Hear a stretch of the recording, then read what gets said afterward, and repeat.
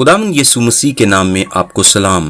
मत्ती की इंजील के 6 बाब की 17वीं से 18वीं आयत में लिखा है, बल्कि जब तू रोजा रखे तो अपने सर में तेल डाल और मुंह धो, ताकि आदमी नहीं बल्कि तेरा बाप जो पोशीदगी में है तुझे रोजादार जाने। इस सूरत में तेरा बाप जो पोशीदगी में देखता है तुझे बदला देगा। आइए इन आयात की वजाहत को देखते हैं। खैरात करने और दुआ करने पर बात करने के बाद यीशु मसीह इसी सिलसिले के तीसरे पहलू यानी रोजे पर बात करता है। मसीह रोजे को खत्म नहीं करता बल्कि इसको मुनज़्ज़म करता है। वो ये नहीं कह रहा कि रोजा रखो और ना ये कह रहा है कि रोजा ना रखो। वो सिर्फ इतना कह रहा है जब तुम रोजा रखो, बिल्कुल इसी तरह जैसे उसने कहा जब तुम खैरात करो या जब तुम दुआ करो। ये हर ऐसे शख्स की जिंदगी के एक लाजमी हिस्से की तरह तस्वूर किया गया है जो खुदा की बादशाही का वारिस है। वो कहता है जब तुम रोजा रखो। इस तरह कहने का मतलब ये है कि वो फर्ज कर रहा है कि हम रोजा रखेंगे। मत्ती की इंजील के 9 बाब की 15वीं आयत में लिखा है, वो दिन आएंगे कि दुल्हा उनसे जुदा किया जाएगा, उस वक्त वो रोजा रखेंगे। वो आसमान पर उठा लिया गया और जब तक वो दोबारा वापस नहीं आता तब तक रोजा रखने का वक्त है। सो खैरात करने और दुआ करने की तरह रोजा रखना भी रूहानी तरजीहात में शामिल है। आइए रोजा रखने की चंद वजूहात पर गौर करते हैं। दुख और रंज रोजे का सबब बनता है। खौफ रोजे का सबब बनता है। ऐसे औकात में जब खौफ आपके दिल को दबोच ले तो दूर दूर तक खाने की कोई सोच आपके जहन में नहीं आती। गुनाह का शदीद पछतावा आपके अंदर पशेमानी और ऐसी शिद्दत को पैदा करता है कि आप रोजा रखते हैं। बाज़ औक़ात लोग खुदा का कलाम हासिल करने या उसका इश्तिहार देने के लिए रोजा रखते थे। एक और चीज जो हम बाइबल में देखते हैं जिसने लोगों को रोजे की तरफ राग़िब किया वो है सजा, गज़ब इलाही का खौफ, जो कि ना सिर्फ अपने लिए बल्कि दूसरों के लिए भी हो सकता है। इस दुनिया में ऐसे मसीही मौजूद हैं जो दुनिया में मौजूद गुनहगारों के लिए दुआ करते और रोजे रखते हैं। इब्तदाई कलीसिया में रूहानी क़ियादत के चुनाव के लिए रोजा रखा जाता था। सही रास्ते या सिमत की तलाश के लिए भी रोजा रखा जाता था। आइए अब इस बात पर गौर करते हैं कि अपने सर में तेल डाल और मुंह धो, इनसे क्या मुराद है। तेल से मसा करना और पानी से धोना खुशी और मुसर्रत की जाहिरी अलामत थी। हवाले के लिए देखें रूत की किताब उसका 3 बाब 3 आयत और फिर वाइज की किताब उसका 9 बाब 8वीं आयत। यहूदी बुजुर्गों की रिवायात के मुताबिक इन दोनों कामों को कफारे के दिन सख्ती से मना किया गया था। इसके असरात दूसरे रोजों के दिनों पर भी थे। इन दोनों कामों को सोग और दुख के वक्त के लिए नामुनासिब समझा जाता था। एक रिवायत कहती है सोग के वक्त आदमी के लिए खाना पीना, धोना, मसा करना, जूते पहनना और बिस्तर का इस्तेमाल करना ममनू है। मसीह ने कहा अपनी खस्ता दिली को दुनिया को न दिखाओ। बेशक दिल अपनी तलखी को खुद ही जानता है, फिर भी खुश दिल और खुश मिजाज रहो। अपना दुख सिर्फ अपने आसमानी बाप के सामने जाहिर करो, यानी वैसे ही नजर आओ जैसे रोज आते हो। ना नई सूरत इख्तियार करो और ना अपना लिबास तब्दील करो। रोजे की कोई जाहिरी अलामत न बनाओ। लिबास समेत सब कुछ वैसा हो जो आम तौर पर होता है। अब रोजा हमेशा दुआ के साथ मुंसलिक होता है। आप रोजे के बगैर दुआ तो कर सकते हैं, लेकिन दुआ के बगैर रोजा नहीं रख सकते। दुआ हमेशा रोजे के साथ मुंसलिक होती है। सच्चा और हकीकी रोजा पाक दिल से रखा जाता है। अगर आपका दिल खालिस नहीं है तो आपका रोजा जाली है। यही फकीहों और फरीसियों का मसला था। उनके दिल ठीक नहीं थे। उनका रोजा एक मजाक था। उनके अंदर दुआ की हकीकी तलब नहीं थी। आप हकीकी शिद्दत से दुआ नहीं कर सकते जब तक आपका दिल खालिस न हो, और आप हकीकी रोजा नहीं रख सकते जब तक आपके अंदर दुआ के लिए हकीकी शिद्दत न हो। खुदावंद यीशु मसीह के नाम में आपको सलाम। आज हम इस बात पर गौर करेंगे कि क्या ये सच है कि खुदा गुनाह को या बदी को देख नहीं सकता। हबकूक की किताब में नबी खुदा से कहता है, तेरी आंखें ऐसी पाक हैं कि तू बदी को देख नहीं सकता। हबकूक 1 बाब 13 आयत। اس کے یہ معنی نہیں کہ جب لوگ گناہ کرنا شروع کر دیں تو خدا کو اپنی آنکھیں بند کر لینی چاہیے یا اپنا چہرہ پھیر لینا چاہیے، بلکہ یہ اس بات کا اقرار ہے کہ خدا راست کردار کا مالک ہے، اور یہ اس سیاق و سباق میں اس بڑی گفتگو کا حصہ ہے کہ خدا کس طرح گناہ سے نمٹتا ہے۔ حبقوق خدا سے پوچھے گئے بہت سے سوالات کے ساتھ آغاز کرتا ہے۔ حبقوق نے اس بدی اور تنزلی کو دیکھا جو کہ قوم کو اپنی گرفت میں لے رہی تھیں، اور وہ اپنی فکریں خدا کے پاس لے کر گیا۔ اب کون ان ماتم سے پر سوالات کو پڑھنے کے بعد یہ نہیں پہچان سکتا کہ یہ وہی سوالات ہیں جو آج بھی بہت سے لوگ پوچھ رہے ہیں۔ حبقوق کی کتاب کے پہلے باب کی 2 تا 4 آیت میں لکھا ہے، اے خداوند میں کب تک نالہ کروں گا اور تو نہ سنے گا؟ میں تیرے حضور کب تک چلاؤں گا ظلم ظلم اور تو نہ بچائے گا؟ تو کیوں مجھے بد کرداری اور کج رفتاری دکھاتا ہے؟ کیوں ظلم اور ستم میرے سامنے ہیں؟ فتنہ و فساد برپا ہوتے رہتے ہیں۔ اس لیے شریعت کمزور ہو گئی اور انصاف مطلق جاری نہیں ہوتا، کیونکہ شریر صادقوں کو گھیر لیتے ہیں، پس انصاف کا خون ہو رہا ہے۔ حبقوق نے خدا کے لوگوں کو بدی میں لت پت دیکھا، تاہم وہ اس بات کو لے کر زیادہ الجھن کا شکار تھا کہ شریر کیوں خوشحال ہوتے جبکہ راست باز دکھ اٹھاتے ہیں۔ خدا برے کاموں کی اتنی برداشت کیوں کر رہا ہے؟ ایوب کی طرح حبقوق بھی صحیح اور غلط کے بارے میں خدا کے بظاہر دیر سے رد عمل پر سوال اٹھاتا ہے۔ انصاف کو کیا ہو گیا؟ خدا جواب میں حبقوق پر اپنا منصوبہ ظاہر کرتا ہے کہ وہ کسدیوں کی قوم کو استعمال کرے گا تاکہ وہ یہودا کو فتح کریں اور یوں سب بد کردار سزا پائیں۔ اس کا ذکر حبقوق کی کتاب کے پہلے باب کی 5 سے 11 آیت میں ہے۔ اس جواب نے حبقوق کو مزید پریشان کر دیا اور اس نے خدا سے پھر سوال کیا، کسدی یا بابلی اسرائیلیوں سے زیادہ شریر اور بد کردار تھے، خدا کیسے ایک ایسی بد کردار قوم کو اپنے لوگوں کو سزا دینے کے لیے استعمال کر سکتا ہے؟ اس بات کا ذکر حبقوق کی کتاب کے پہلے باب کی 13 تا 17 آیت میں ہے۔ 13ویں آیت کے مطابق وہ کیوں اجازت دے گا کہ شریر اپنے سے زیادہ صادق کو نگل جائے؟ کیا وہ ان کی بدی کی توثیق کرتا ہے؟ اسی پس منظر میں نبی یہ کہتا ہے، لکھا ہے، تیری آنکھیں ایسی پاک ہیں کہ تو بدی کو دیکھ نہیں سکتا اور کج رفتاری پر نگاہ نہیں کر سکتا۔ اس بیان کو سمجھنے کے لیے شاعری کے متوازیت کے اصول کو سمجھنا ضروری ہے۔ نگاہ کرنا برداشت کرنے کے متوازی ہے۔ حبقوق خدا کی پاکیزگی کی جانب اشارہ کرتے ہوئے کہتا ہے، تو اتنا پاک ہے کہ تو بدی کی قطعاً حمایت نہیں کر سکتا۔ آج بھی ہم اس طرح کے ایک اسلوب بیان کا استعمال کرتے ہیں۔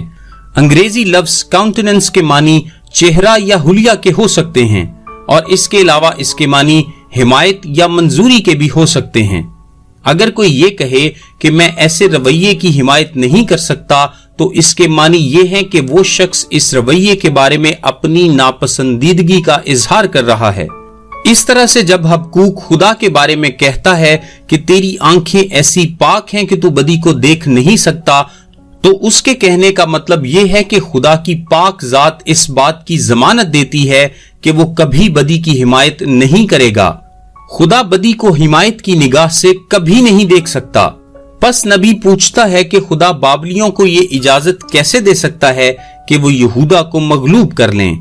خدا علیم کل اور ہر وقت ہر جگہ موجود ہے، سو وہ گناہ کے بارے میں جانتا، اور جب بدی کا ارتکاب کیا جاتا ہے تب بھی وہ موجود ہوتا ہے۔ وہ بدی کو دیکھ کر آنکھیں نہیں جھپکتا اور نہ ہی اسے جان بوجھ کر نظر انداز کرتا ہے۔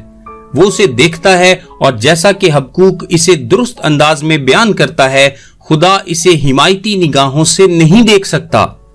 جس بات نے نبی کو پریشان کیا وہ یہ تھی کہ یہودا کو سزا دینے کے لیے بابلیوں کا استعمال کرنا یوں دکھائی دے رہا تھا جیسے کہ خدا بابلیوں کی بت پرستی، ظلم اور لالچ جیسی بدیوں کی حمایت کر رہا ہے۔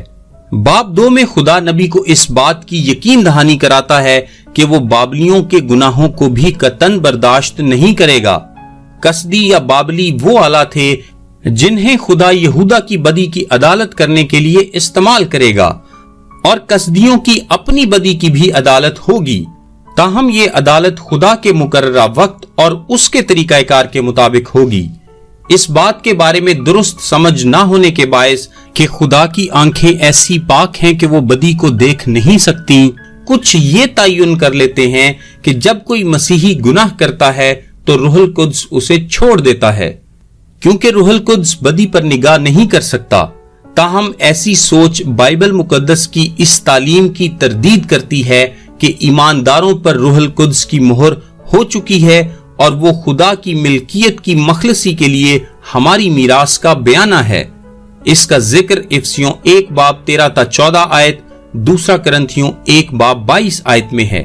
इफसियों 4 बाब 30 आयत के मुताबिक रूहुल कुद्स ईमानदारों के अंदर बसता है। अगरचे वो हमारे गुनाह से रंजीदा होता है, ताहम वो हमें छोड़ता नहीं। अहम बात यह है कि हमारे गुनाहों की मुकम्मल कीमत यीशु ने चुकाई है और कामिल मुआफी मिल चुकी है। खुदा गुनाह की बर्दाश्त नहीं कर सकता और 1 यूहन्ना 3 बाब 8 आयत के मुताबिक उसने अपने बेटे को इसलिए भेजा ताकि वो इब्लीस के कामों को मिटाए। यीशु मसीह बागे गतसमनी में, ये यीशु मसीह की जमीनी जिंदगी का आखिरी हफ्ता है। ये जुमेरात का दिन और रात का वक्त है और शागिर्द बाला खाना में जमा हैं। यहूदा इस्करियोती वहां से पहले ही निकल चुका है। यीशु अपने शागिर्दों से वादे करता है और फिर दुआ करता है, फिर वो वहां से निकल जाते हैं। वो तकरीबन आधी रात को यरूशलेम की गलियों से होते हुए बागे गतसमनी की जानिब बढ़ते हैं। वो यरूशलेम के मशरकी दरवाजे से बाहर निकलते हैं। दरवाजे के नीचे की जानिब कोहे मकदिस या टेम्पल माउंट के साथ साथ एक ढलवान है जो कि एक वादी में उतरती है जिसे वादिये किद्रोन कहते हैं। वादी की दूसरी जानिब कोहे जैतून है और कोहे जैतून पर चढ़ते वक्त थोड़ी ही दूर एक बाग है जिसे बागे गतसमनी कहते हैं।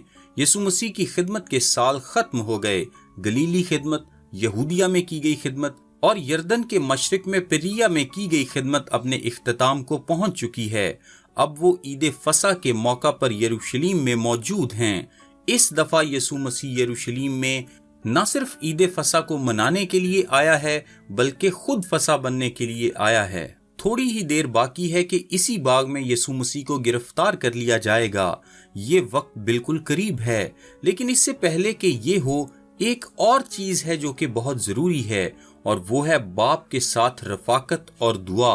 खुदावंद इस वक्त को शागिर्दों और साथ साथ हमें भी सिखाने के लिए काम में लाता है। इन आखिरी लम्हात से हम क्या सीखते हैं? ये हमें बहुत कुछ सिखाते हैं, लेकिन बुनियादी तौर पर जो बात हम सीखते हैं वो ये है कि सख्त तरीन आजमाइश से कैसे निपटा जाता है। अब अगर आप गौर करें तो वो जिस जगह आए हैं उस जगह का नाम बागे गतसमनी है। गतसमनी का मतलब है कोहलू, जहां जैतून पीसा जाता है। बज़ाहिर ये एक बाग का नाम है या ये कोहे जैतून के साथ एक ऐसा रकबा है जहां एक बाग है।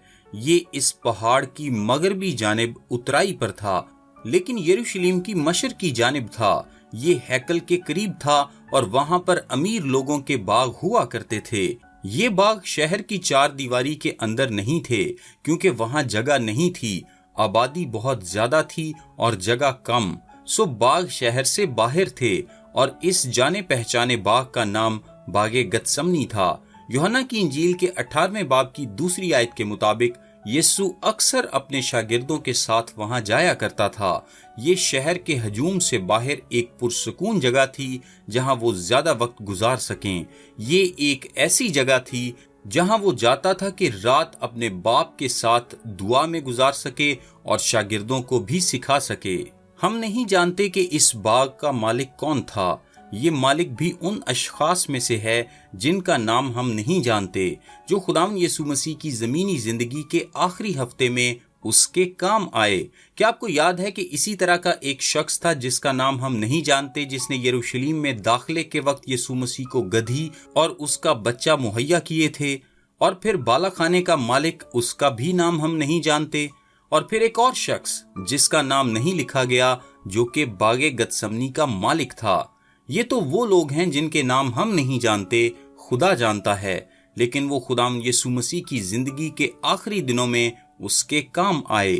यीशु उस जगह पहुंचता है और शागिर्दों से कहता है कि तुम यहीं रुको और मैं दुआ करने जाता हूँ। उस बाग की शायद एक छोटी चार दीवारी थी जो कि पत्थरों से या किसी और चीज से बनी हुई हो सकती है, ताकि उससे अंदर आने वालों को रोका जा सके और सब उसके अंदर बिला रोक टोक दाखिल न हो। वो शागिर्दों से कहता है कि तुम यहीं ठहरो और इंतजार करो और मैं जाकर दुआ करता हूँ। अब शागिर्दों से कहा गया कि यहीं ठहरो। वो जानते थे कि क्या होने वाला है। उन्हें ये बता दिया गया था कि ये अब उसके मरने का वक्त है। मत्ती की इंजील के 26वें बाब की दूसरी आयत में यीशु अपने शागिर्दों से कहता है, तुम जानते हो कि 2 दिन के बाद ईद फसा होगी और इब्ने आदम मसलूब होने को पकड़वाया जाएगा। यही वो वक्त था और वो दिन गुजर चुके थे। 31वीं आयत में यीशु उनसे कहता है, तुम सब इसी रात मेरी बाबत ठोकर खाओगे। सब जानते थे कि वो बहुत ही अहम मोड़ पर खड़े हैं। उन्हें इस वक्त को दुआ के लिए इस्तेमाल करना चाहिए था। जब उन्हें कहा गया तुम यहीं ठहरो और दुआ करो और मैं जाता हूं ताकि दुआ करूं, तो उन्हें इस बात को समझना चाहिए था। यीशु तन्हाई चाहता था और जब शागिर्द इस बाग के दरवाजे पर ही रुकेंगे तो वो किसी अजनबी को दाखिल नहीं होने देंगे जो यीशु मसीह की तन्हाई के इन लम्हात में खलल डाल सके। यीशु ऐसा नहीं चाहता था। वो बाप के साथ इन लम्हात में कोई मुदाखलत नहीं चाहता था, जबकि वो इस वक्त ऐसे तजर्बे से गुजर रहा था जो हमारी समझ से बाहर है। सो वो शागिर्दों को वहां छोड़ता है ताकि वो नजर रखें और वो खुद आगे जाकर दुआ कर सके। 41वीं आयत में वो कहता है, जागो और दुआ करो। खुदावंद यीशु मसीह के नाम में आपको सलाम। हम खुदावंद यीशु मसीह के पकड़वाए जाने, उसकी अदालती पेशी और उसकी मौत से मुतालिक अपनी सीरीज को जारी रखे हुए हैं और आज इस सीरीज का 7वां पैगाम है। हम खुदावंद यीशु मसीह के बागे गतसमनी में अपनी ज़मीनी ज़िंदगी के आखिरी लम्हात से मुतालिक गुफ्तगू कर रहे हैं और आज इस गुफ्तगू का दूसरा हिस्सा है। जब खुदावंद यीशु मसीह ने अपने शागिर्दों से दुआ करने को कहा तो इस बात की कोई शहादत नहीं मिलती कि उन्होंने जरा भी दुआ की हो। इंजीली बयानात में इस बात का कोई हवाला मौजूद नहीं है कि उन्होंने खुदा बाप को पुकारा हो। वो जानते थे कि क्या होने जा रहा है, कम से कम उन्होंने ये सुन रखा था, लेकिन वो तो किसी किस्म की खुद एतमादी में मुब्तला थे। वो अपने ख्यालात में खुद को किसी हद तक नाकाबिले शिकस्त समझते थे। आप देखिए, उन्होंने अपने अच्छे इरादों को गलत तौर पर अपनी कुव्वत समझ लिया। उन्होंने अपने अच्छे मकासद को गलत तौर पर अपनी ताकत समझा और ये बेवकूफी थी और उन्होंने दुआ नहीं मांगी।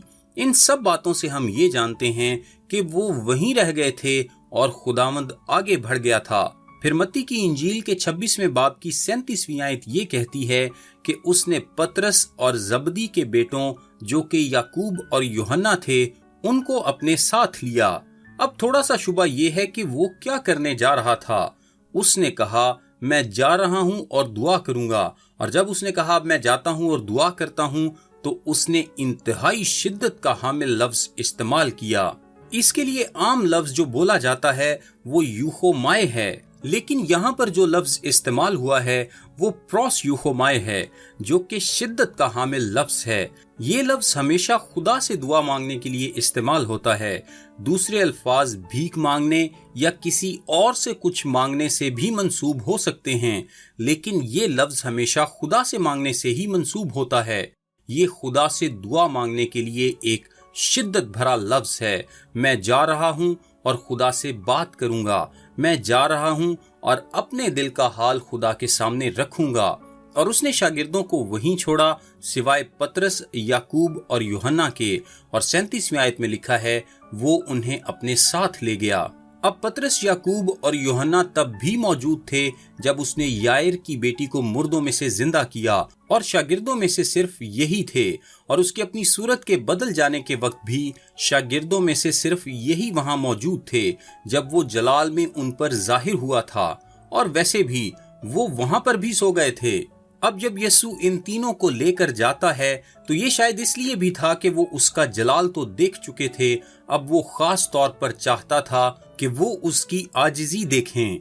लेकिन इन बातों के अलावा कुछ और भी है। मुफस्सिरीन कई सालों से पूछते आ रहे हैं उसने पतरस, याकूब और यूहन्ना को क्यों लिया था। बहरहाल मैं आपको बताता हूँ कि क्यों।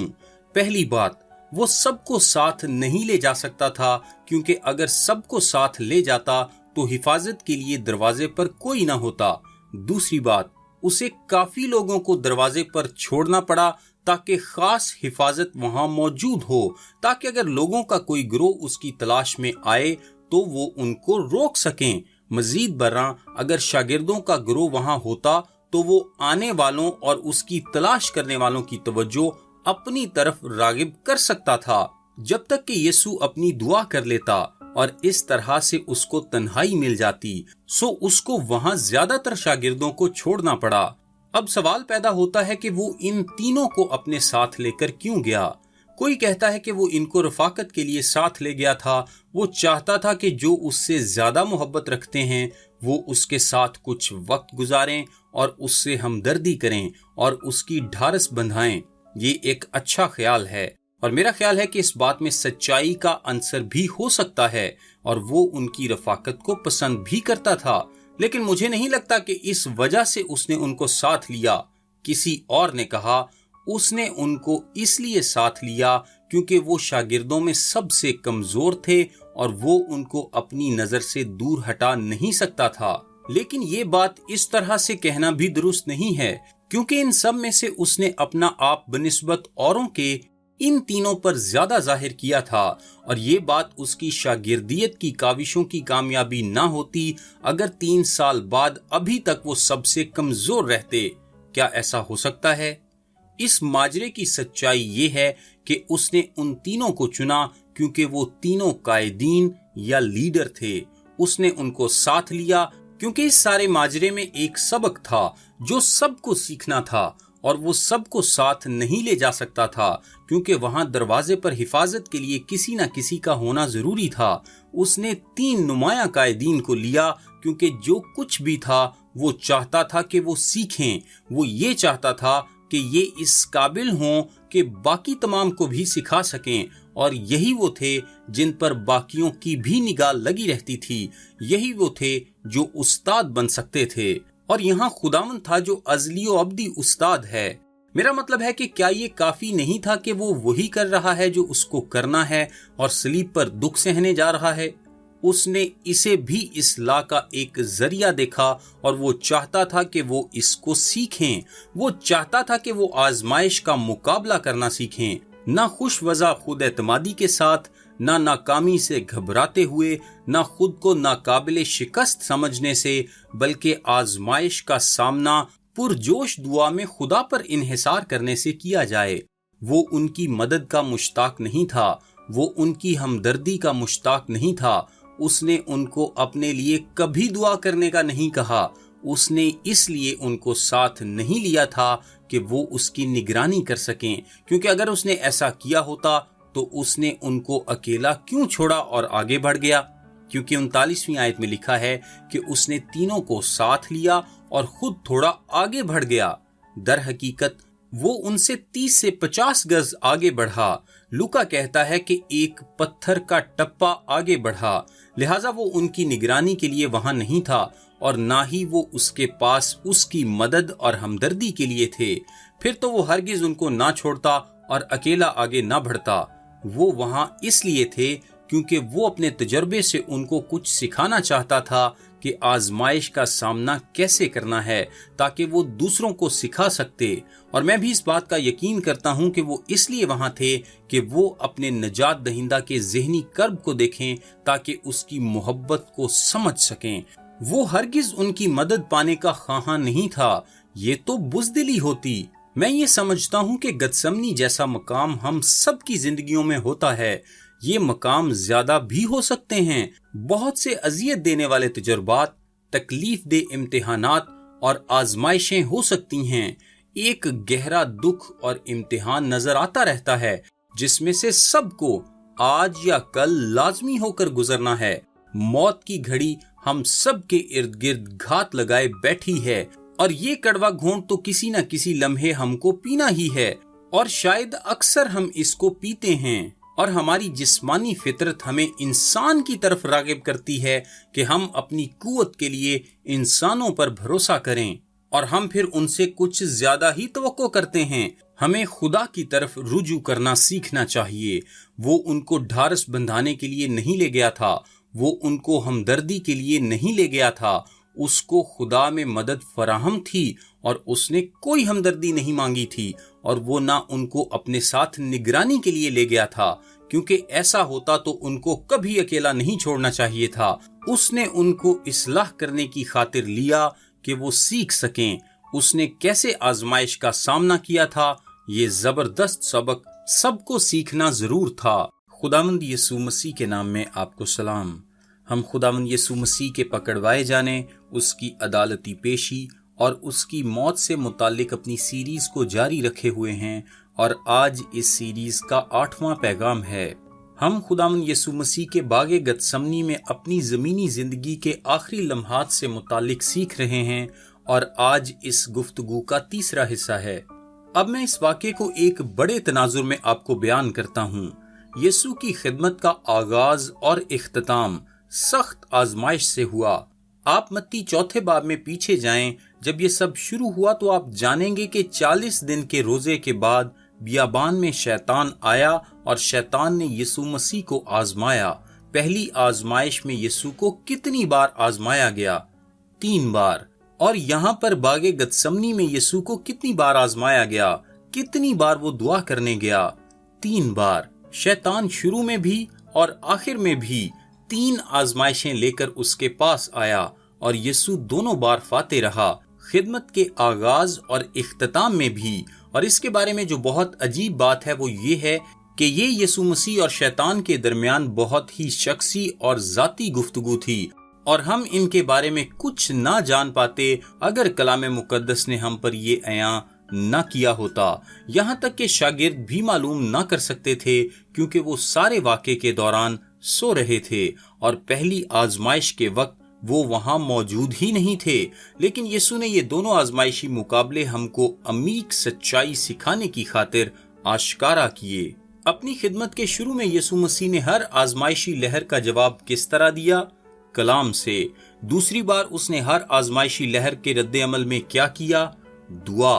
اور وہ اصول جو وہ سکھاتا ہے وہ یہ ہے کہ جب آپ آزمائش کا سامنا کرتے ہیں تو 2 ہتھیاروں سے اس کا سامنا کریں۔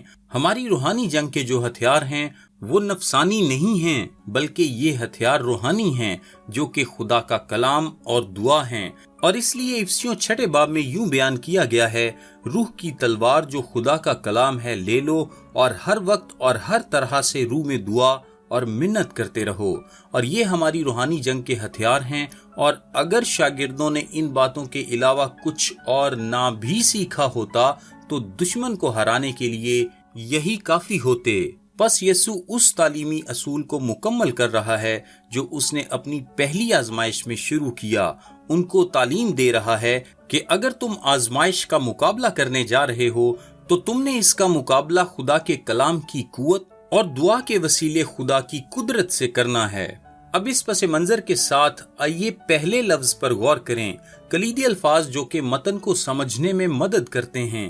پہلا لفظ ہے غم۔ لفظ ہے غم۔ 37ویں آیت کے مطابق باقی 8 سے کچھ فاصلے پر پترس، یعقوب اور یوحنا کے ساتھ جانے کے بعد وہ غمگین اور بے قرار ہونے لگا، بہت افسردہ۔ اب یہاں ہمارا خداوند شدید بے چینی میں داخل ہو رہا ہے۔ اس کی جسمانی زندگی کا ہر لمحہ جس میں وہ صلیب کو اپنے سامنے دیکھتا تھا اس کے لیے تکلیف کا سبب تھا، کیونکہ اس میں جرم، گناہ، موت، جدائی، تنہائی اور خدا سے دوری تھی۔ یہ کوئی ایسا کام نہیں تھا جو بآسانی ہو جاتا، بلکہ ایسا جس نے اسے ناقابل بیان غم میں مبتلا کیا۔ صلیب کا غم اتنا بڑا تھا جو ہماری سمجھ سے بالاتر ہے۔ یہ حقیقت کہ وہ صلیب کو برداشت کرتا ہے، ایک فاتح کے طور پر اس عمل میں سے گزرتا ہے، اس بات کو ظاہر کرتی ہے کہ وہ خدا باپ سے کس قدر محبت کرتا ہے، وہ کس قدر باپ کی مرضی کا فرمانبردار ہے، وہ کس قدر گنہگاروں سے محبت رکھتا ہے جن کو نجات کی ضرورت ہے۔ لیکن صلیب کی توقع درد اور غم کو لاتی ہے۔ یہاں پر غم زدہ ہونے سے مطلب انتہائی غمگینی ہے، نہ کہ سطحی بلکہ گہرے طور پر۔ اور پھر لکھا ہے کہ وہ انتہائی بے قرار تھا، یہ ایک بہت دلچسپ لفظ ہے، ایڈیمونیو۔ اس لفظ کے لغوی معنی گھر سے دور ہونے کے ہیں، لہٰذا یہ ایک خوبصورت تصور ہے۔ گھر وہ جگہ ہے جہاں پرسکون چیزیں ہوتی ہیں، گھر وہ ہے جہاں آپ کا خاندان ہوتا ہے، گھر وہ ہے جہاں محبت ہوتی ہے، گھر وہ ہے جہاں آپ اطمینان میں ہوتے ہیں، گھر وہ ہے جہاں آپ کی قبولیت ہوتی ہے۔ یسوع گھر سے دور تھا، یہ افسردگی کا عالم تھا، اسی وجہ سے یہ لفظ گھر سے دور ہونا آخر کار اس مطلب کو پہنچا، انتہائی افسردہ۔ وہ کیوں اس قدر افسردہ تھا؟ خداوند یسوع مسیح کے نام میں آپ کو سلام۔ ہم خداوند یسوع مسیح کے پکڑوائے جانے، اس کی عدالتی پیشی اور اس کی موت سے متعلق اپنی سیریز کو جاری رکھے ہوئے ہیں، اور آج اس سیریز کا نواں پیغام ہے۔ ہم خداوند یسوع مسیح کے باغ گتسمنی میں گزارے ہوئے اپنی زندگی کے آخری لمحات پر غور کر رہے ہیں، اور آج اس گفتگو کا چوتھا حصہ ہے۔ ہم اس بات پر گفتگو کر رہے تھے کہ یسوع جب باغ گتسمنی میں جاتا ہے تو وہ غمگین اور نہایت بے قرار ہوا۔ آئیے اس غمگینی اور افسردگی کی وجوہات پر غور کرتے ہیں۔ وہ نہ صرف اس سے افسردہ تھا کہ کیا ہوا تھا، بلکہ وہ یہ بھی جانتا تھا کہ کیا ہونے والا ہے، اور ان سب نے مل کر اس کو غمگین کیا۔ پہلی بات یہودا کی غداری تھی۔ میرا مطلب ہے وہ یسوع مسیح جو کلی طور پر نفیس شخص تھا، سب سے پرکشش انسان جو کبھی اس زمین پر چلا تھا، وہ مرد خدا جو صرف محبت کرنا جانتا تھا، اور وہ یہ سب تھا، یعنی نیکی، فضل، رحم، مہربانی، قابل یقین دوست، روحوں کو محبت کرنے والا، رحیم خداوند، جس کی پاک فرشتوں نے پرستش کی، جس کی خدمت سرافیم کرتے رہے۔ کیا وہ ایک بدبخت غدار کی وجہ سے اس مقام کو پہنچا؟ افسوس۔ اور پھر ان 11 کا چھوڑ کر بھاگ جانا تھا، وہ جو ان کی زندگی کا منبع تھا، وہ جو ان کی تمام ضروریات کا وسیلہ تھا، وہ جو ان کے ہر غم کو تسکین بخشنے والا تھا، وہ جو ان کی جہالت میں ان کے لیے مشعل راہ تھا، اور وہ جو با وفا استاد، وفادار دوست، حوصلہ افزائی کرنے والا، محبت کرنے والا اور سہارا دینے والا تھا۔ کیا انہیں اس کو چھوڑ کر بھاگنا چاہیے تھا جو ان کو کبھی چھوڑنے کا سوچتا بھی نہ؟ کیا اس کی اتنی تذلیل ہونی چاہیے تھی؟ کیا جن آدمیوں کے ساتھ اس نے 3 سال گزارے وہ رات میں اس سے پیٹھ پھیریں گے اور اپنی جان بچانے کے لیے بھاگیں گے؟ افسوس۔ آپ نے بھی جن لوگوں سے محبت رکھی ہو اور اپنی زندگی ان کے لیے وقف کی ہو، ان کے چھوڑ کر بھاگنے پر آپ افسردہ ہوں گے۔ اور پھر پطرس کا انکار ہے۔ اگر اس نے کسی پر زیادہ وقت وقف کیا تھا تو وہ پطرس تھا، جس پر اس نے سب سے زیادہ وقت لگایا تھا۔ یہ وہ تھا جو گنہگار پطرس کو اپنا دوست کہنے سے شرمندہ نہ تھا۔ یہ وہ تھا جو اپنے شاگردوں کی قیادت پطرس کو دینے سے شرمندہ نہ تھا۔ یہ وہ تھا جو پطرس کو بھائی کہنے اور اپنی ابدیت کی دولت بانٹنے، جس میں اس کی بادشاہی بھی شامل ہے، شرمندہ نہیں تھا۔ کیا وہ پطرس کی شرمندگی کا باعث تھا؟ گنہگار پطرس، بے وفا پطرس، انکار کرنے والا پطرس، ایک گنہگار پاک خداوند کی وجہ سے شرمندہ تھا؟ پطرس جس کے ساتھ وہ بہت وقت گزار چکا تھا اور جس کو بہت کچھ دے چکا تھا، کیا وہ اس کا انکار کرے گا؟ افسوس۔ اور پھر میں یہ تصور میں لاتا ہوں کہ ہمیں اس کو اسرائیل کی طرف سے رد کیے جانے پر بھی سوچنا چاہیے۔ یہ اس کے اپنے لوگ، پیارے اور اس کے نام سے کہلائے جاتے ہیں۔ وہ عہد کا خداوند ہے اور جلال کا بادشاہ، فضل کا بادشاہ اور ان کی امید کا وسیلہ ہے۔ یہ اسرائیل میں بادشاہت کو لے کر آنے والا ہے۔ اس نے اسرائیل سے محبت کی اور خود کو اسرائیل کا بادشاہ اور خداوند کہتا ہے۔ وہ ان لوگوں کو چھڑانے آیا تھا۔ کیا وہ ان کی طرف سے رد کیا جانا چاہیے تھا؟ کیا ان کی بے ایمانی کے سبب سے اس کو قتل کیا جانا چاہیے تھا؟ پھر ہمیں آدمیوں کی بے انصافی نظر آتی ہے۔ میرا مطلب ہے اس دنیا کے قانون جس نے تشکیل دیے ہیں، وہ خود دنیا میں آیا ہے۔ وہ مساوات کا خدا ہے اور اس کا خدا ہے جو صحیح ہے اور جو درست ہے اور جو واجب ہے اور جو سچ ہے۔ کیا جھوٹے لوگوں کی معمولی سی عدالتوں میں اس کو دھوکہ دیا جائے جو اس کے ساتھ انصاف اور سچائی سے پیش نہیں آئیں گی؟ افسوس۔ اور پھر لان تان کرنا اور ٹھٹھوں میں اڑانا شروع ہونے کو ہے، بلکہ پہلے ہی سے جاری ہو چکا ہے۔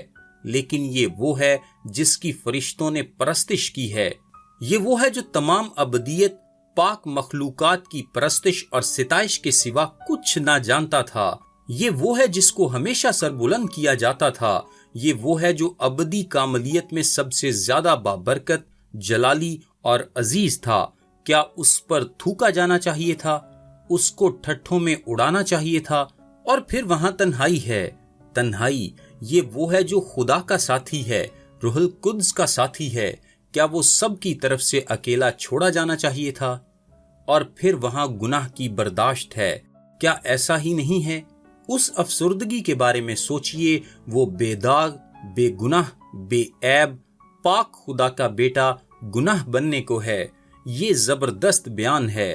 جو گناہ کو جانتا نہ تھا اس کو گناہ کہا گیا، اور پھر وہ خدا کی طرف سے چھوڑے جانے پر افسردہ اور غمگین ہے۔ یہ وہ ہے جو خدا باپ کا پیارا ہے۔ یہ وہ ہے جس کے بارے میں باپ کہتا ہے کہ جس سے میں بہت خوش ہوں، وہ ابدی محبت کا مقصد ہے۔ کیا وہ خدا کی طرف سے اکیلا چھوڑا جانا چاہیے تھا؟ اور پھر وہاں موت ہے۔ عزیزو، یہ بات آپ کو سمجھنی چاہیے کہ یسوع بطور خدا مر نہیں سکتا۔ یسوع مسیح بطور خدا لازوال اور ابدی ہے۔ وہ تو موت کو جانتا ہی نہیں تھا۔ آپ دیکھیے، ہم بطور انسان اس دنیا میں موت کا مزہ منہ میں لے کر آتے ہیں اور زندگی بھر اس کو چکھتے رہتے ہیں، حتیٰ کہ ہم گرے ہوئے اور گنہگار ہیں۔ ہم موت سے گھبراتے ہیں اور ہم ہر وقت اس کو چکھتے ہیں۔ اور وہ جو موت کا مزہ جانتا ہی نہ تھا، موت اس کو کس قدر افسردہ کر سکتی تھی؟ اسے جو موت کو نہیں جانتا تھا۔ لیکن جیسے عبرانیوں کا مصنف کہتا ہے کہ اب وہ ہر ایک آدمی کے لیے موت کا مزہ چکھ چکا، اور پھر اس نے اس موت کا سامنا کیا جس کا ایک ابدی ہستی کبھی سامنا نہ کرتی، اور اس نے خود کے لیے اس کا سامنا نہیں کیا تھا کیونکہ وہ مر نہیں سکتا تھا، لیکن وہ آدمی کے لیے بطور آدمی مرا۔ خداوند یسوع مسیح کے نام میں آپ کو سلام۔ ہم خداوند یسوع مسیح کے پکڑوائے جانے، اس کی عدالتی پیشی اور اس کی صلیبی موت سے متعلق اپنی سیریز کو جاری رکھے ہوئے ہیں، اور آج اس سیریز کا 10واں پیغام ہے۔ ہم باغ گتسمنی میں خداوند یسوع مسیح کے اپنی زمینی زندگی کے گزارے ہوئے آخری لمحات کے بارے میں سیکھ رہے ہیں، اور آج اس گفتگو کا 5واں حصہ ہے۔ اب یہ سب کچھ بہت مایوس کن تھا۔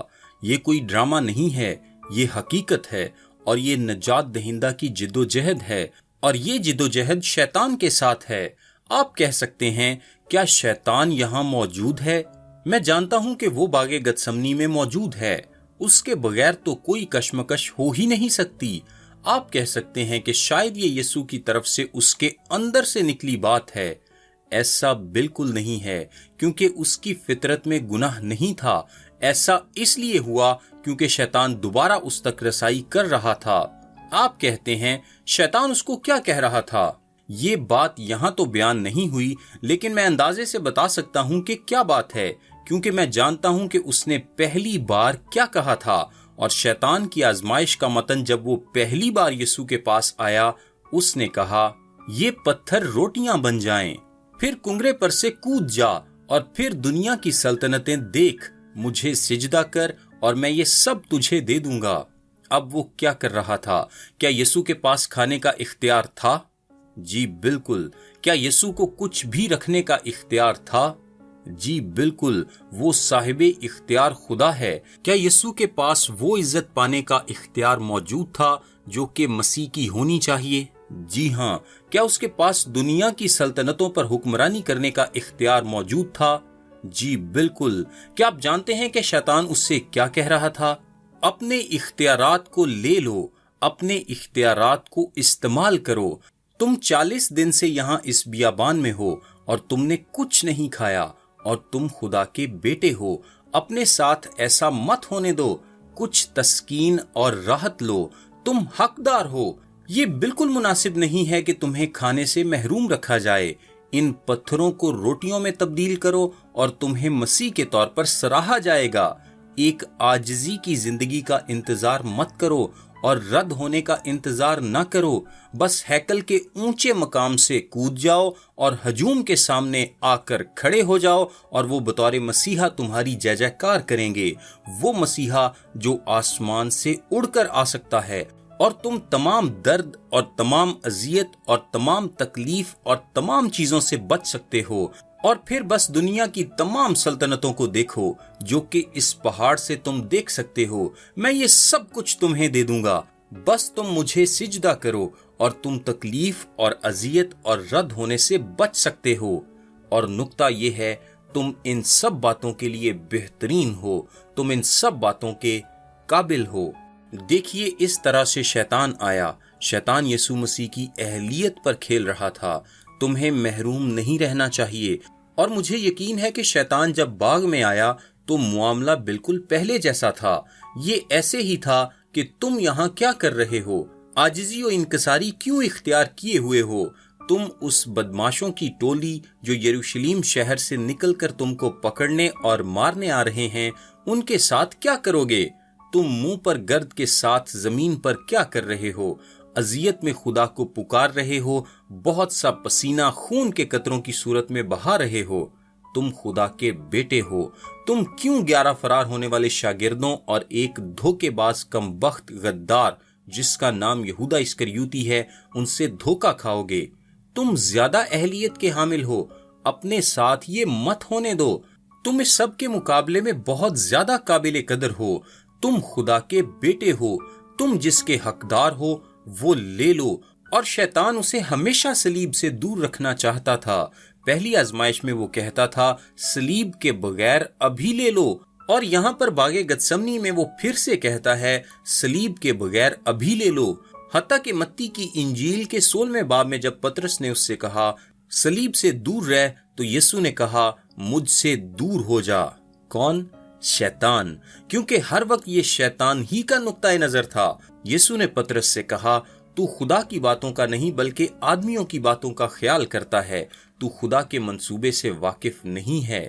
پس میں سمجھتا ہوں کہ شیطان ان 3 لہروں میں اس کے پاس آ رہا تھا تاکہ وہ خدا پر بھروسہ نہ کرے اور اس منصوبے کو پورا نہ کرے جو خدا نے ترتیب دیا ہے، اور اس سب میں خلل پیدا کرنا اور صلیب سے روکنا، یہ سب آزمائش تھی اور یہ بڑھنا شروع ہو گئی۔ اور 38ویں آیت میں اس نے شاگردوں سے کہا میری جان نہایت غمگین ہے۔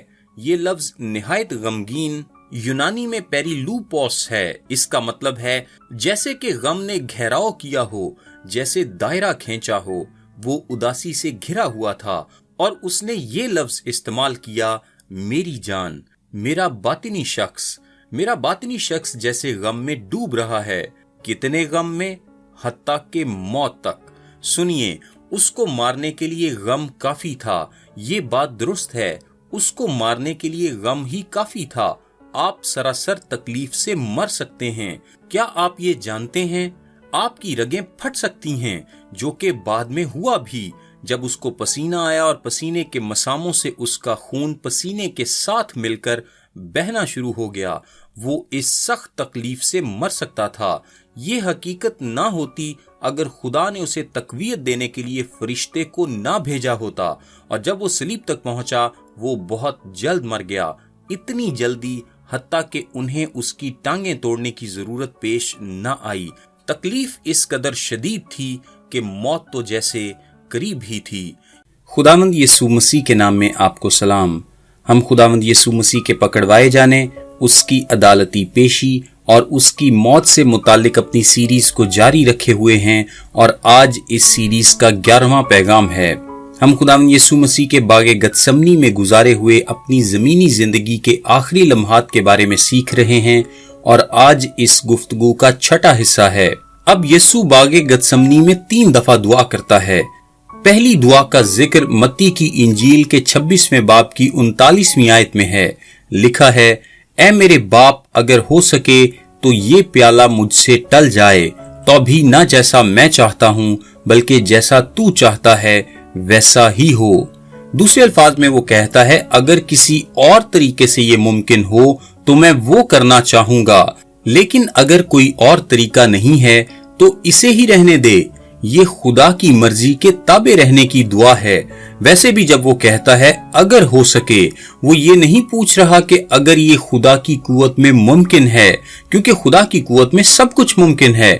خدا کی قدرت یہ کر سکتی ہے۔ आप देखें, वो ये पूछ रहा है कि अगर खुदा के मंसूबे में ये मुमकिन है, अगर ये इखलाकी तौर पर मुमकिन है, अगर नजात के मंसूबे में ये मुमकिन है, अगर गुनहगारों को बचाने के मंसूबों के इस्तेहकाम में ये मुमकिन है, अगर कोई और ऐसा तरीका है तो फिर उसी तरीके से हो जाए।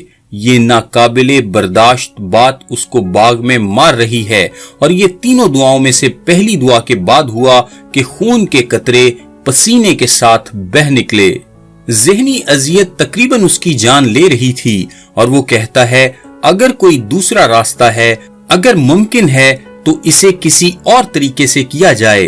वो फिदिये से बचने की कोशिश नहीं कर रहा था, वो तो बस इंतहाई अजियत में मुब्तला था। क्या कोई और रास्ता है? लेकिन अगर कोई और रास्ता नहीं है तो फिर इसे ही रहने दे, ऐसे ही होने दे। अब ये प्याला क्या था? ये प्याला उस तजर्बे का निशान है जो वो करेगा। वो उस तजर्बे को पी लेगा, वो इस प्याले की कड़वाहट को पूरा ही पी लेगा। प्याला अक्सर इलाही गजब से मंसूब किया जाता है। 75वें ज़बूर की 8वीं आयत, यसाया की किताब के 51वें बाब की 17वीं आयत और फिर यिर्मयाह नबी की किताब के 49वें बाब की 12वीं आयत, ये तीनों आयात और दूसरे हवालाजात इसे गजब का प्याला या अदालत का प्याला कहते हैं। और प्याला जो मसीह पीने को था वो गुनाह पर खुदा का गजब था, शैतान का हमला था, मौत की कुवत थी, गुनाह की सजा थी। ये सब इस प्याले में था, और वो चाहता था कि कोई और रास्ता हो ताकि वो इससे बच सके। लेकिन आपको याद है उसने कहा मैं इसी मकसद के लिए आया हूँ। यूहन्ना की इंजील के 12वें बाब में आपको याद है उसने कहा मैं इसी मकसद के लिए दुनिया में आया। इसलिए वो कहता है अगर कोई और रास्ता नहीं तो मैं बस तेरी मर्जी पूरी करना चाहता हूँ। अब यहाँ उसके इरादे की पुख्तगी नजर आती है। देखिए उसने मत्ती की इंजील के 16वें बाब की 23वीं आयत में पतरस से कहा क्योंकि तू खुदा की बातों का नहीं बल्कि आदमियों की बातों का ख्याल रखता है। लेकिन यीशु यहाँ कहता है मैं खुदा की मर्जी चाहता हूँ, मैं खुदा के मंसूबे को पूरा करना चाहता हूँ। वो दुनिया में खुदा की मर्जी को पूरा करने आया था और ये उसके इरादे की मुकम्मल पुख्तगी थी।